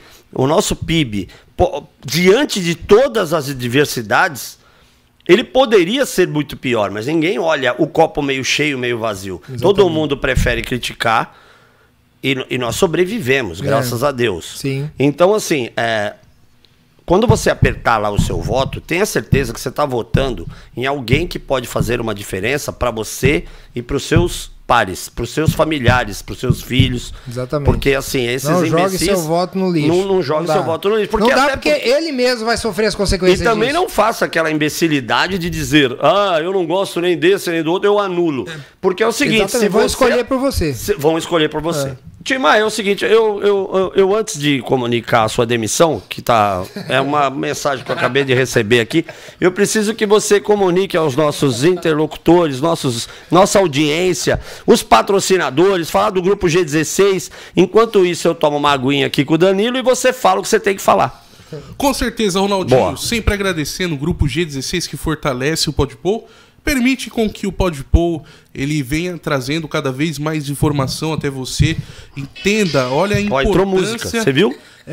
Tá com BG isso agora. É porque o telefone tinha que ficar no silencioso. Exatamente. Mas eu não sou disciplinado, eu esqueci disso. Fica tranquilo, vamos lá. É bom pra gente reforçar essa informação de que só na G16 você encontra um clube completo, 24 horas... com uma equipe engajada que vai te receber bem do começo até o final da sua experiência aqui em nossos clubes. E aonde você encontra a G16? Em Bragança Paulista, aqui em Moema, onde nós estamos fazendo o Podpol, estamos em um clube de tiro, seguindo todos os critérios de segurança sempre. Certo, Ronaldinho? Boa. Certo, Campete? Top. E também lá em Campo Limpo com a unidade Unique, ou seja, não tem desculpa, é só escolher o clube mais próximo, levar sua família. Aí você fala, não, minha família no clube de tiro, você tá maluco, Ericon? Não, nada disso. Não, você tá louco. Inclusive, se você vier aqui agora, e olha só, corta aqui pra câmera 3 pra você. Ó o que você vai encontrar aqui, ó. Olha aí. Que beleza, hein? Churrasco, meu irmão, é isso aí. Que beleza. Você tá no clube de tiro e vai participar de um belo de um churrasco, entre outras atrações que a gente tem aqui, degustativas para você e diversas... E olha, vale lembrar também que os principais armamentos estão na pista disponíveis para os nossos clientes aqui. Você vai poder se divertir no bom sentido, porque afinal de contas o tiro é um tiro desportivo, né? Exatamente. E eu tenho... eu tô recebendo aqui muitas... Você tá fazendo sucesso aqui, viu? Eu tô me sentindo em casa aqui, viu? Porque não, mas você tá em casa. Não, Você sério, está em porque eu sou casa. professor de armamento e tiro, então Você aqui, pô, está em sensacional. O Sérgio Matsuzaki, posso falar aqui disso Claro, aqui ou você nosso já acabou o irmãozão, jabá? Nossa, irmãozão. Na verdade, tô começando... Ô Sérgio, você podia mandar uma pizza aqui pra nós. Não, tô brincando. Ele falou que você é um grande candidato E ele manda um abraço pra você, o Sérgio. Ô, Sérgio, abraço. outro pra você, viu, Sérgio? O Eric, Obrigado, que é sócio do Silvio Santos, lá do SBT, mandou uma mensagem aqui dizendo que a Guarda Civil Metropolitana de São Paulo já aluga viaturas. Olha aí que beleza, olha o exemplo. Tá vendo? Né? Tudo por conta das locadoras Olha e a aí. manutenção e o carro reserva. Beleza. O Eric poderia estar conosco hoje aqui também, né? Isso é verdade. Podia mandar Nossa, hambúrgueres e pizza, viu, Eric? Estamos com fome. meu irmão. Mas depois eu ponho na conta do Tim Maia. Nós vamos almoçar e jantar, porque eu não almocei direito. Na conta do Tim Maia. Tem mais algumas perguntas aí. Aproveita para fazer pro Danilo pra gente otimizar o tempo, porque eu quero perguntar para ele da 9mm e da 40, vai. Com certeza, mas não tem como nós irmos para as perguntas sem antes mandar um abraço Opa. para toda a equipe da G16. Boa. Todo mundo que tá lá em Bragança Paulista, pro Ricardo, para sua equipe, Ricardo. pros filiados da G16. Grande, você cara. que fortalece G16. Clube 24 horas é o G16. Sensacional, viu? 24 horas, sensacional. É porque a hora que tem tempo, vem treinar, pô. É verdade. Fantástico. É verdade. E como o Ronaldinho falou, equipamentos incríveis, sensacionais, equipamento de ponta, todos os procedimentos de segurança possíveis que vocês puderem imaginar. Nossa equipe é altamente treinada. Venha conhecer e aí depois você dá um feedback pra gente sobre isso aí. Vamos falar também do Central Bélico, um aplicativo que tem inovado aí o mundo CAC. Boa. Né? Um aplicativo Do Davi do ou é do David? David Pavão, que vai estar aqui em breve. No Eu vou chamar ele de Davi enquanto ele não me der a camiseta. Aí eu conserto depois. Olha, eu acho Ô, Davi, que tá- me manda a camiseta, senão eu vou chamar você de Davi pro resto da vida. O David tá guardando a camiseta Aí, pro David. dia que ele vier, viu? Tá bom, tá bom. Eu acho que é isso, hein, Ronaldinho? Boa. Então, mandar um abraço pro David Pavão. E pra você que ainda não conhece Central Bélico, gente, é basicamente assim, ó. Eu tô em Minas Gerais e quero praticar o meu esporte favorito, que é o tiro. Uhum. E agora, o que que eu faço? Vou no posto, não vou falar o nome, e pergunto. No Posto Piranga? Ronaldinho. Ou eu baixo o Central Bélico e lá vai ter várias opções. E já tem pra iOS? Eu acredito que sim. Boa. Eu acredito que sim. Então, se você pratica o tiro esportivo, se você é clubista, você também pode cadastrar o seu clube. Para armeiros também, se você quer personalizar. Agora Nossa, tá ficou uma grande. moda esse negócio de Cerakote. Você já ouviu falar, Ronaldinho? Cerakote? Não. É, a galera tá pintando a arma, tá dando uma coisa boa, hein? Coisa de Excelente, primeira, é excelente. legal, bacana. Bacana. E tudo isso você vai encontrar no Central Bélico. Então corre lá, Boa. baixa o Central Bélico aí no seu celular e tem essa experiência incrível aí pra você que é CAC. E pra você que não é CAC, gente, mais um recadão importante. A DB Despachante Bélico vai te auxiliar para você que quer iniciar no universo CAC ou vai adquirir um equipamento, conta com a DB. Vai lá no Instagram DB Despachante Bélico, segue a DB e conheça todos os serviços que a DB faz por você. O mesmo com o Central Bélico, vai lá, baixa o Central Bélico, vai no Instagram, app Central Bélico, pesquisa, segue, fica por dentro de todas as novidades. E agora, sem delongas, vamos para os abraços, certo? Vamos, abraço. Lembrando que o Instagram do Danilo é APF Campete com 2 T's. Exatamente, sempre aparecendo. Isso. Sempre aparecendo Siga aí na ele. tela, no GCzinho que a nossa equipe Deixa eu preparou. ficar assim, ó, porque o pessoal falou. Você pra subiu mim. na vida, né? Não, Você tá subiu um maior. pouquinho aqui, você viu? Até mudei tô aqui. percebendo. Não, mas eu tenho que ficar aqui porque o pessoal chama minha atenção. Ele fala assim, deixa teu número aparecer, né? Beleza, tô fazendo um jabá Pera, aqui natural. eu tô com um problema Aí, de visão, eu não enxerguei. O que tá escrito aí mesmo? Aqui, ó. 10-017, Danilo Campete, Boa. deputado estadual. Pronto. Essa- Quer que repete? Eu dei uma. Quero. Não, 10, Peraí, então eu vou 17. fazer igual a de entrevista A da semana entrevista- passada que eu falei. A menina. Repita. Que ela falou, Repita. repita, igual o Jovem Pan. Vai Então lá. vai. 10-017, Repita. 10-017. Muito bem. Foi natural Viu? esse jabá. Com Vai. certeza, vamos lá, ninguém nem percebeu. Quero mandar um abração especial pro Bruno Casseb Guirado, ele que tá aqui sintonizado. Boa, Bruno. Brunão. Matuzaki para atleta, que você mandou um abraço Matuzaki já. é quase sócio. E ele vai estar em Dubai em breve disputando pelo Brasil, hein? É mesmo? Para a Olimpíada. Precisa de um holding? Sucesso. Eu Vamos posso pra ir cima. junto. Representando a galera aí. Tamo junto, Matuzaki, sempre. Rodrigo Herr, Marco Penso. Ó, Marco Penso, lembrando, é aquele rapaz que ganhou os ingressos da Shot Fair. Gente boníssima. Boníssima. Legal, né? Ele até colocou aqui, ó, hashtag PT nunca mais. Boa. Boa, Marcos Vamos subir, Penso. vamos subir. pra cima. É, pô, Bispo sobe de a hashtag. Oliveira, Ele fez a pergunta sobre as câmeras. Inconscientemente você já respondeu. Boa. Bispo é de Penápolis. Show. Um Boa, abraço pra Penápolis. todo mundo aí. Penápolis. de Você Penápolis. domina o interior, né? Sim, eu conheço um pouquinho. É. Solange Desan, boa noite. Ela mandou aqui pra gente. Matheus Augusto Buozzi falou: parabéns, top a live. Boa. Vanderlei Hudson, ele falou assim: o povo do bem está com você, guerreiro. Boa. Tá vendo? Valeu. Qual é o abraço. número mesmo? Peraí, eu não entendi o número. Aqui, deixa eu ficar aqui. Vai, que eu dá uma estufada. Estufada Ó. assim, é 10-0-17. Boa. Não, e o pessoal consegue mandar uns números aqui da hora nos comentários, com bandeira do Brasil. Tá lindo aqui o nosso chat do YouTube. É isso aí. Boa. Verde e amarelo é a cor do nosso Brasil. E não isso aí que eles Agora é o andam falando seguinte, por pra você aí. tirar 10, Timar. Já tem mais ainda? Tem bastante. Então vai, Ronaldinho. vai, regaça. Marcinho, Sueli, Belila. Parabéns, Aquela Campeche. carioca não tá? Carioca ainda não cheguei nela aqui não, ó. Tá. Gislaine Cristina falou parabéns, Campete. Elaine Mauri, boa noite. Nosso deputado estadual por São Paulo. José Milton Souza falou parabéns, Danilo. Nosso deputado, tamo junto. Erlete Obrigado, Desan obrigado. Brum falou: fala aí, nosso deputado estadual. Rodrigo Arado falou: esse cara é Você tá top foda, demais. Olha aí, tá vendo? Você tá foda. Não pode falar palavrão não? Não Na pode live? falar? Pode, Então claro. você Não tá pode foda. falar Tá foda? foda, tá Não foda, tá pode foda. falar foda. Nayana de Melo Belila falou: ó, Américo de Campos está com o Campete. Olha aí, tá vendo? Viu?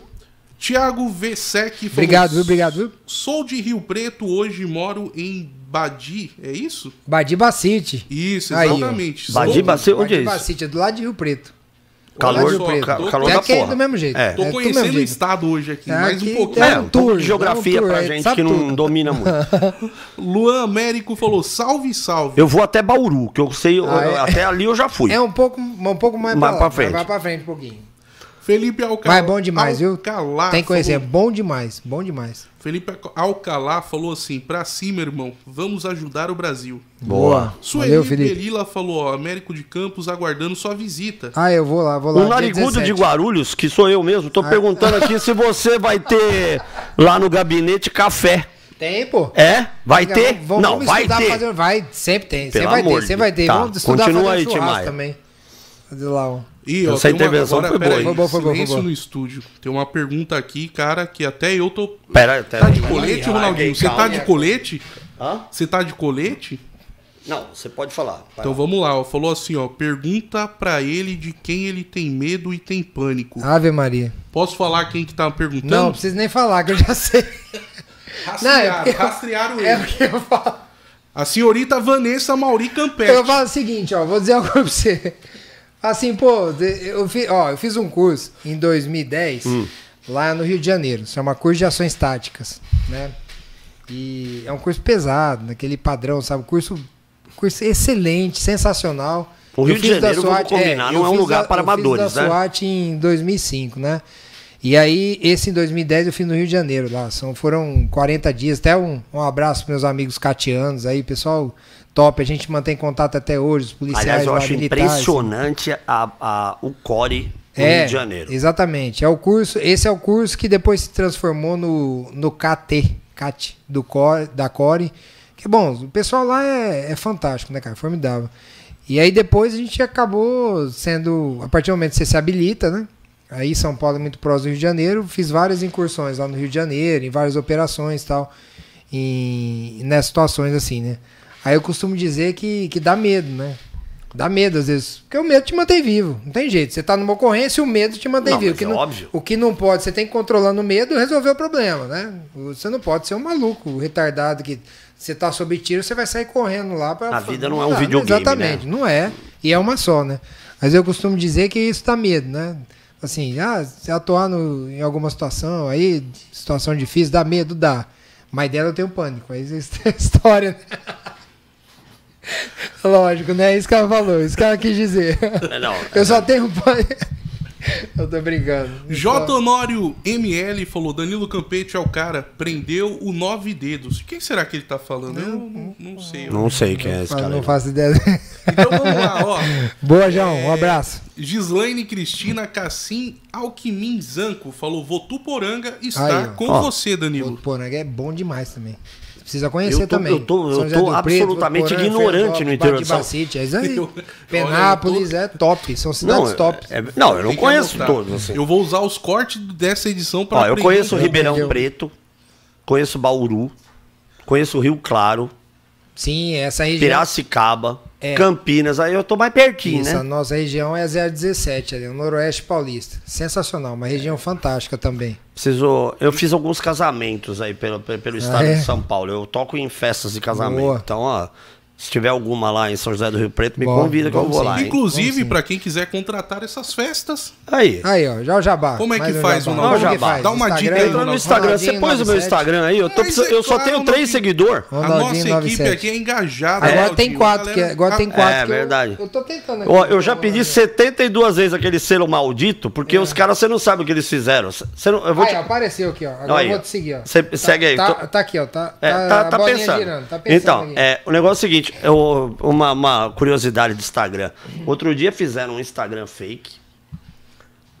Venderam uma festa minha numa cidade aqui em Mogi das Cruzes. Nossa. E se eu não sou rápido no gatilho e percebo isso, porque é o seguinte, tem muitas pessoas que acham que a gente pede esse selo maldito aqui, que é pra status, e não tem nada a ver. Não tem nada a ver.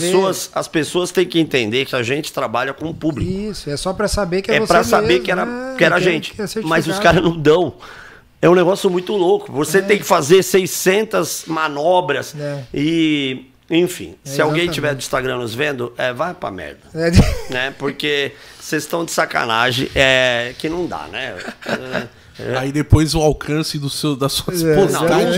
Não dá. Não tem hora que dá vontade de largar. Como que o cara pode fazer um troço, por exemplo, e vai seguir, por exemplo, o Danilo? Vamos imaginar um cenário. O cara quer falar com você porque você é o candidato dele. Sim. Se você não tiver uma identificação que permita que o cara saiba que é você... E você é você mesmo, exatamente. Não é possível. Quando a gente faz... o que eu falei aqui em tom de brincadeira, você não sabe o problema que é isso. Porque olha só, se alguém se passar por mim e vender uma festa no interior de São Paulo, imagina a pica. O cara recebe, o cara vai pagar por um estelionatário.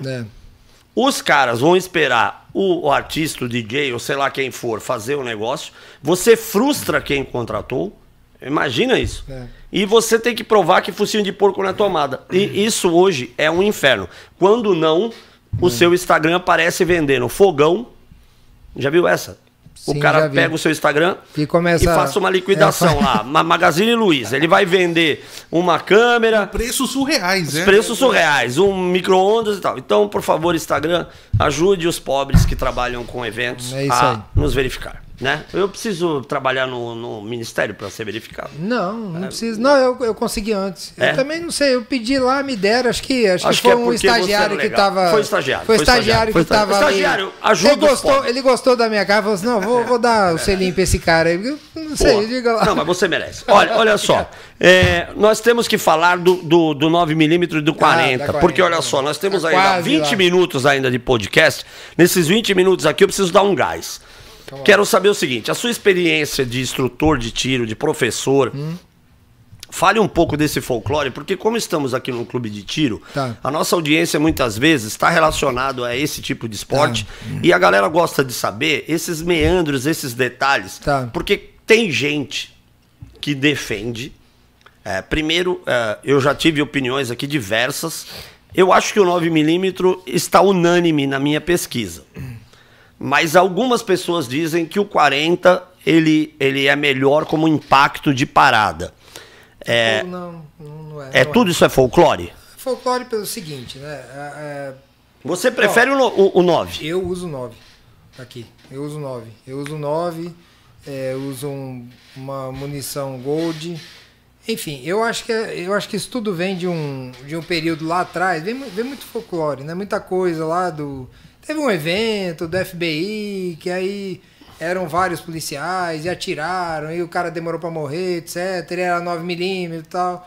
Enfim, aí foi criado, a Smith Wesson criou a .40, o 10mm, aí, a denominação que quiserem aí. Eu, particularmente, trabalhei na Polícia Civil com .40. Não recomendo, por quê? Porque é o seguinte... Nós não temos condições de nos adestrarmos todos os dias. treinarmos todos os dias, nós policiais. Treinamos quando muito, uma vez por semana, às vezes a questão num grupo tático, ou então uma vez por mês, ou então uma vez a cada 3, 4 meses. Você tem um fator de carga maior na ponto .40. O que é o fator de carga? Você tem um recuo. Você tem um recuo maior na ponto .40. Isso reflete da seguinte maneira, ou seja, para eu poder ter o controle de uma sequência eficaz de disparos da ponto .40, eu tenho que ser muito bem adestrado. Eu tenho que treinar muito. Parte daí.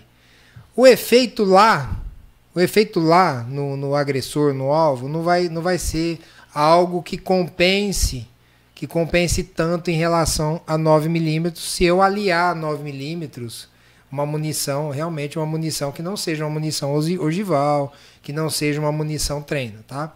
Então vamos lá, o que aconteceu? Lá atrás teve esse evento aí, que atiraram, tá? E criaram a ponto .40 dizendo, olha, eu preciso ter um calibre maior, ou seja, um diâmetro maior ali para poder, o que eles chamaram depois, tem um stopping power maior. Assim, um monte de besteira falada uma atrás da outra, né? Não precisava disso, tá? Não precisava. Depois soube-se o quê? Soube-se que eu poderia ter 9mm, exatamente, mas com um rearranjo de ponta, né? De um rearranjo de projétil. Eu posso ter um projétil expansivo, que tem uma transferência de energia maior, com uma quantidade de carga maior, com um peso de projétil maior ou menor. Essa adequação que vai dar o resultado final no alvo. Não simplesmente o aumento do diâmetro ali, do calibre. Já se provou isso. Se não, eu tenho aqui, ó. Qual que é o calibre aqui? 7,62 e 5,56. 32 e 22. Entendeu? Então, o que eu tenho que fazer? Eu tenho que ver a adequação, a energia que é transferida para aquele corpo. Aí sim eu vou estar falando em capacitação. Aí sim eu vou trabalhar essa questão com efetividade, não com lenda, não como lenda. Eu, particularmente, respeito, não quero causar polêmica, como professor de armamento de tiro, respeito todas as opiniões, o direito de opinião de outros instrutores, de outros professores.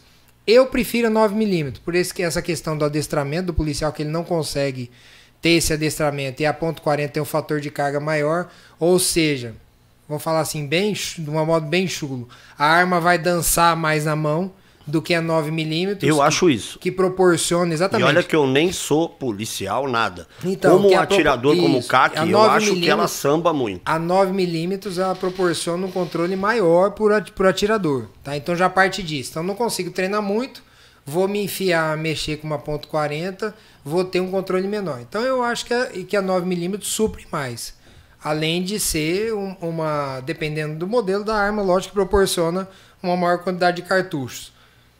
Então eu penso que hoje, dentro desse contexto, custo-benefício,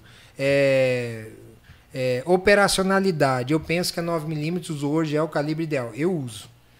Não adianta também o cara chegar e falar... As armas da Polícia Federal são similares às da Civil? Hoje são. Hoje são, graças a Deus. Né? Isso começou... Lá atrás começou com a aquisição pela Polícia Federal da Glock. Se rompeu aquela hegemonia que se tinha da... Posso falar o nome aqui? Pode. Da Taurus, da Imbel.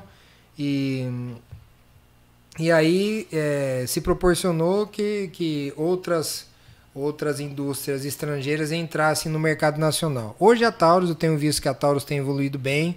A Imbel também, porque tiveram que correr atrás diante dessa abertura, lógico. Tá? Então, lá atrás era ruim mesmo, era uma catástrofe que eles faziam em escala muito grande, principalmente que vinha para a polícia, tá? Houve várias reportagens aí nesse sentido, mas assim, penso que para finalizar, fechar a questão aí, o calibre ideal é um 9mm, seja para o atirador, seja pro policial. Eu acho que tá muito bem servido. Eu uso 9, não abro mão. O importante é ter uma arma de qualidade, ter uma arma que você confie e sempre carregador sobressalentes, principalmente se for para defesa, tá? Então, não dá pra gente ter... Não adianta acabar e sair correndo. Ou aquela história de que se eu não resolver com três disparos eu tô morto. Não tem nada disso não. Depende da circunstância, exatamente. Né? Você precisa ver o cenário tem que vencer esses mitos aí. Né? E eu vou aproveitar o ensejo para trazer um pouquinho a resposta técnica, mas para prestigiar meus amigos CACs, tá? Lógico, claro. Que é uma categoria que sofre tanto aí e que é sempre bombardeada e que, graças a Deus, está crescendo, porque merecem crescer, porque são responsáveis, porque são competentes, porque sabem sim utilizar armamento. Eu sou absolutamente armamentista, eu acredito que quem tem condições de ter uma arma, tem o dever de ter uma arma. Porque não dá pra gente terceirizar a defesa da nossa família, a defesa da vida da nossa família, da liberdade da nossa família, só pra polícia, porque a polícia não é onipresente, tá? Eu vou te falar. Eu nunca, em 23 anos que eu sou policial, nunca consegui estar em 2 lugares ao mesmo tempo. Às vezes a gente chega sempre, a maioria das vezes, aliás, a gente chega sempre depois que o crime aconteceu e não dá pra ficar à mercê desses vagabundos, né? Não tem jeito. Porque o cara não tem apreço nenhum pela sua vida, pela sua família, nada. Então tem que tratar. A realidade, a gente tem que falar que a grama é verde, então vamos falar assim, ó. Existem homens maus. E existem homens maus armados. E só existe uma circunstância, uma pessoa que para um homem mau armado, que é um homem bom armado. Ponto. Até aí não adianta tergiversar. Corte, hein, Tim Maia?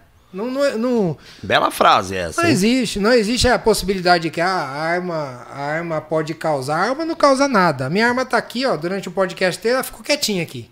Sim. Quietinha. A arma é um instrumento inanimado. Tá? O problema é quem tá atrás dela. É quem tá atrás, exatamente. E o cara que tá atrás, ele pode, se ele quer matar, ele pode matar com uma arma, pode matar com uma faca, pode matar com água quente ou pode matar com as mãos. Então isso é balela. Essa falar a gente tem que superar. Então, minha homenagem aqui aos CACs.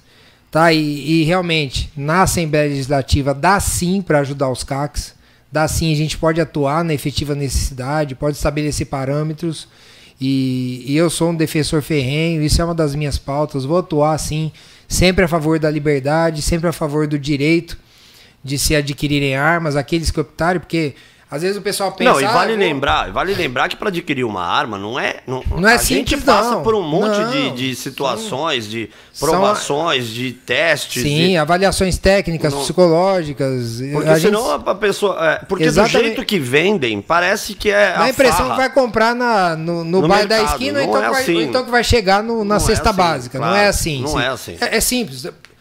Meu amigo, você não quer ter arma? Beleza, é um direito que você tem, mas não vai restringir o direito daquele que está preparado e que opta por ter a arma para defender sua família, que na minha concepção é o mais ideal. Eu não vou... qualquer membro da família tem condições de defender todos que estão ali contigo, né? Lógico, passando por todas as avaliações. Bom, então fica a minha homenagem, fica meu compromisso de atuar, sim, em prol dos CACs, e dá para atuar aqui sim no governo do estado. Agora, nesse sentido. Conta pra gente aqui, a gente já estamos indo para os finalmente, mas eu acho importante você falar sobre a campanha. É desgastante? Como que vocês estão fazendo isso? Mas graças a Deus a gente foi preparado aí durante a vida, né, para agir em situações adversas. Porque aquele horário político gratuito, como que você consegue convencer uma pessoa? Quantos segundos tem? 12 segundos. Só dá tempo de eu falar que eu prendi o Lula e pronto. E pronto, mas quase nada. E que eu sou policial federal, que eu participei do governo, trabalhei com o presidente Bolsonaro, com o ministro Tarcísio, que eu prendi o Lula. Não dá tempo de falar mais nada. Mais nada. Só isso. E aí, no dia a dia, as pessoas também não conhecem a gente tem que passar nossas pautas, né? Por exemplo, Por isso que eu acho importante você seguir o Danilo no Instagram. Como que é o Instagram? APF Campete. Tem um número aqui que você pode falar também aqui, que eu não tô vendo. Então, peraí, mas estica, dá uma inflada. É o 10017. Aqui, ó. Tá aqui. Porque o 10 é do quê? O 10 é do Tarcísio.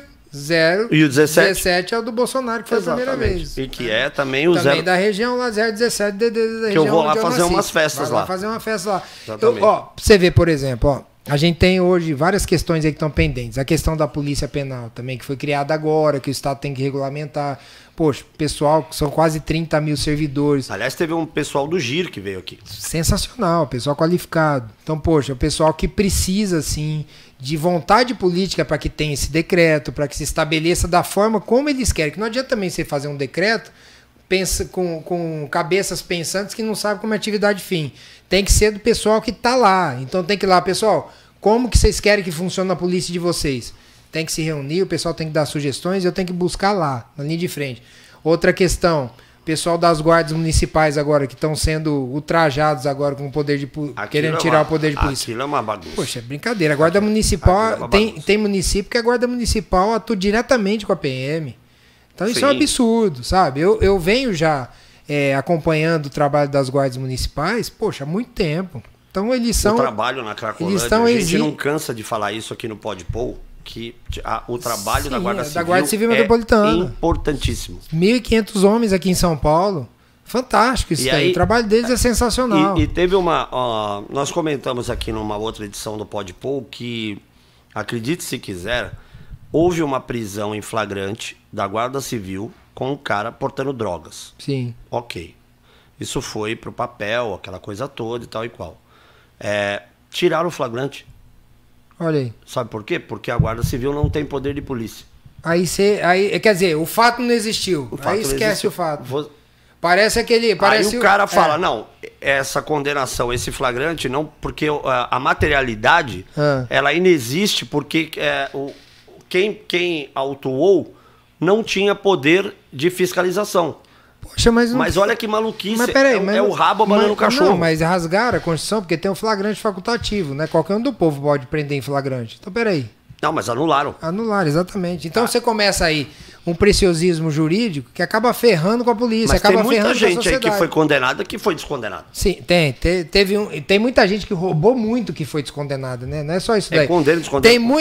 Tem muita gente aí que foi chefe de quadrilha, que a quadrilha roubou muito do nosso país e foi descondenada, né? Vamos falar a verdade. Parece até futebol, né? Que o VAR vai lá, olha a telinha e a fala não, descondena. Mas na política tem possibilidade de pôr um VAR? Podia, né? Podia. Você foi brilhante hoje, hein, Tim Maia? Foi bom. Você merece um hambúrguer. Eu vou fazer igual o Popeye. Eu vou te pagar todos os elogios em hambúrgueres. Obrigado, eu agradeço.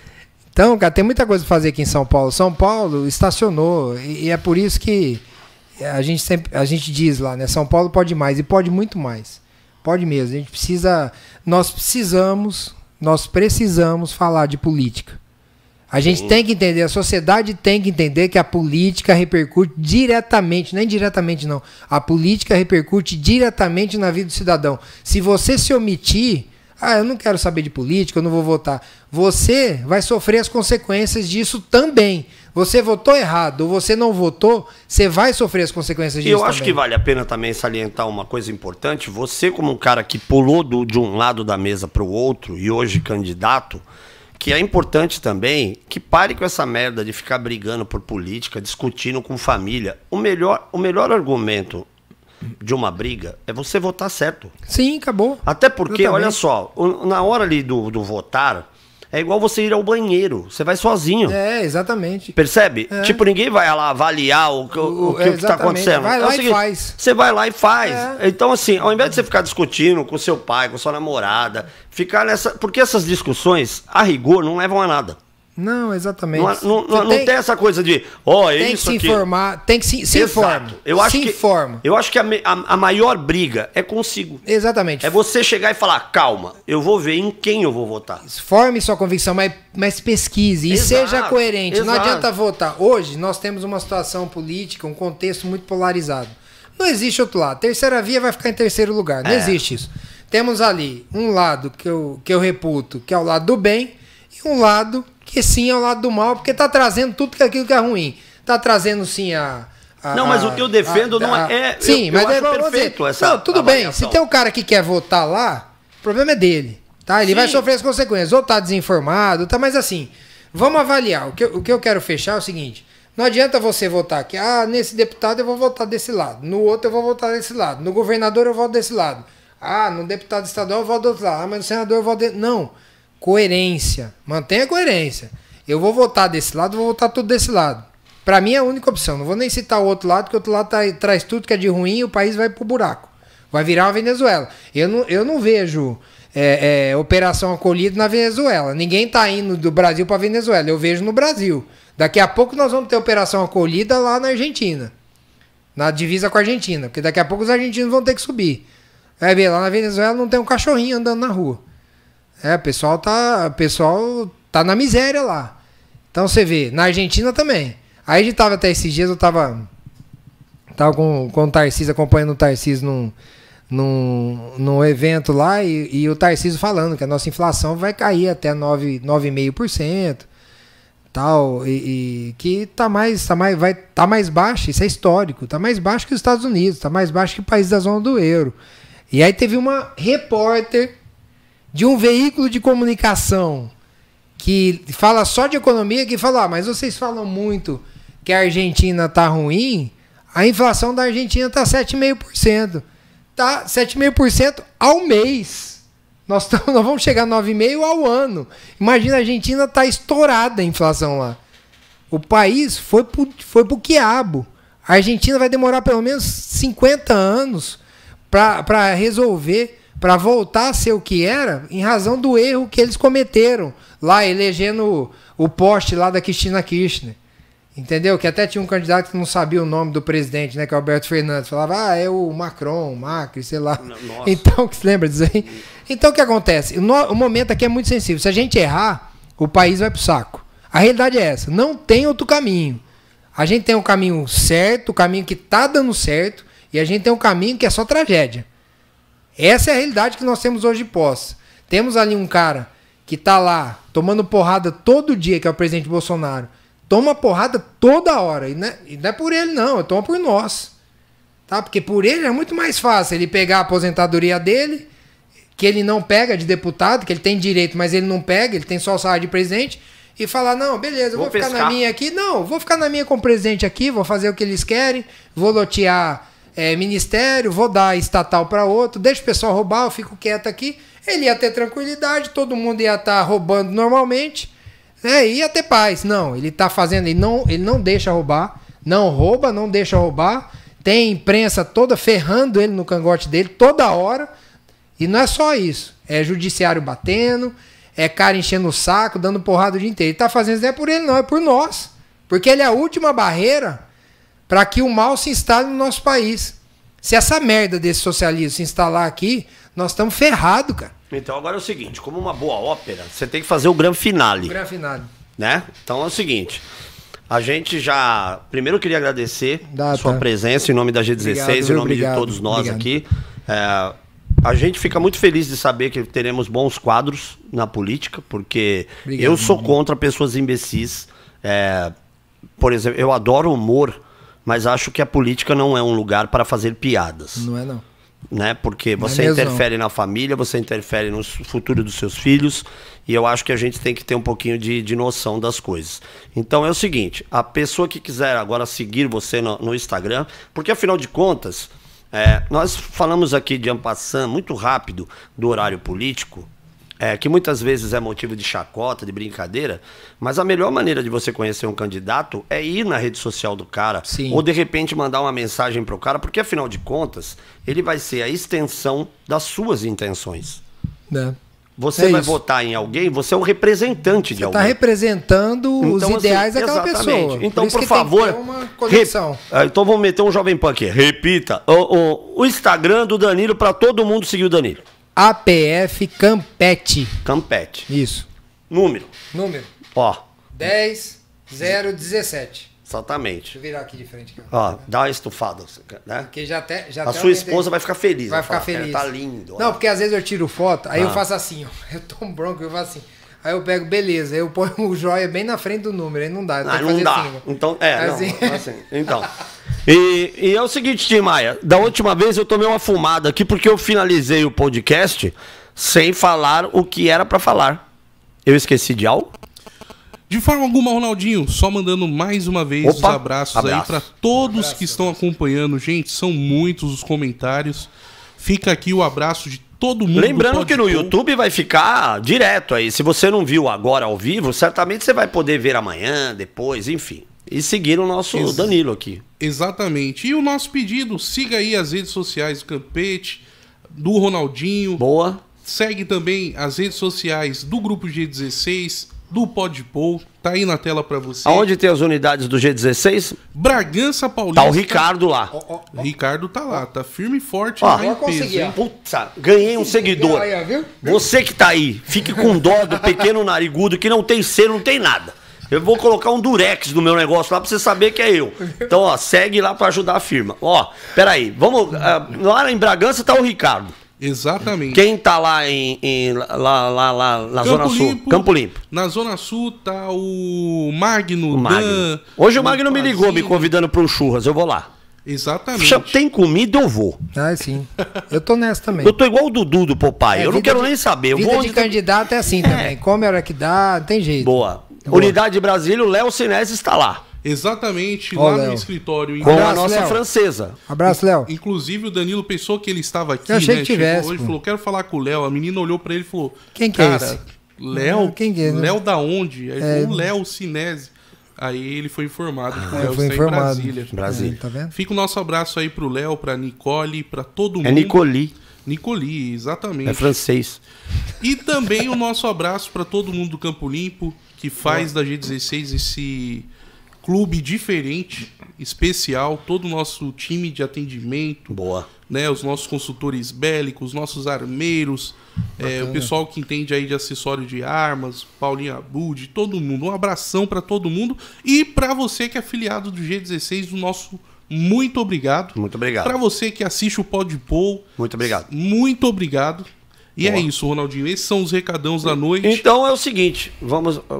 Acabou? Posso ir? Amanhã tem mais Podpol, hein? Só lembrando, é isso aí. Tem Podpol. Eu tava com o... Tava agora o Coronel Tadeu, ele disse que ele vai vir aqui também, né? Nosso irmãozão. Coronel Tadeu, ele falou, eu vim com ele mesmo. Agora, e aí, poxa, nosso professor, um abraço, Coronel Tadeu, tamo junto aí. Ó, eu quero cobrar o Danilo aqui, que no gabinete dele terá café. Café. Todo mundo que votar nele terá direito a um café, nós vamos invadir aquela bagaça. Vamos lá, tá aberto, portas abertas, portas abertas. Agora, pra finalizar, pra você não apanhar em casa, tem que mandar um beijo pra esposa. Mandar um beijo pra esposa, pros filhos, Vanessa. Vanessa e os filhos. João Otávio, Maria Clara. Boa. Muito bem, vamos lá. Um beijo pra todos. Dizer que foi um prazer conhecê-lo. Você é um cara nota 1000. Obrigado, viu? Eu que agradeço a oportunidade. Fique à vontade. Eu espero que você tenha gostado. Volte sempre. Obrigado. Nós temos um compromisso. Sim. Mas eu quero voltar aqui para tirar um dia, pô. Nós vamos atirar, mas é o seguinte, se você eleito for, você vem aqui dar uma entrevista como já deputado estadual, Fechado. Que aí eu vou cobrar tudo de você. Fechado. Que aí a gente promete um monte de coisa, porque não adianta só prometer, tem que cumprir. Tem que cumprir. Então, eleito... E tá tudo gravado, né? Exato. Eleito, você vai vir aqui, e aí todo mundo que mandou mensagem daqui, sim, nós vamos falar, e agora? E aí agora? E agora? Entendeu? Tá bom. Sim. Obrigado. Fechado. Fiquem com Deus, boa sorte, viu, na campanha. Obrigado, mande um abraço a todos. Obrigado mesmo, agradeço. E pra terminar, tem um mantra. Um mantra. Que eu não vou fazer o do Nantes, porque tinha que falar como que era. Não vou fazer essa sacanagem com o Tim Maia. Mas olha só, você tem que olhar pra aquela câmera e fazer o Podpol. O Pou. Tá certo? Vamos lá. Curta, compartilha, comenta bastante. Você que tá assistindo, não ao vivo, mas vai, manda bala aí, compartilha pra todo mundo. Boa. E... Pode! Pou!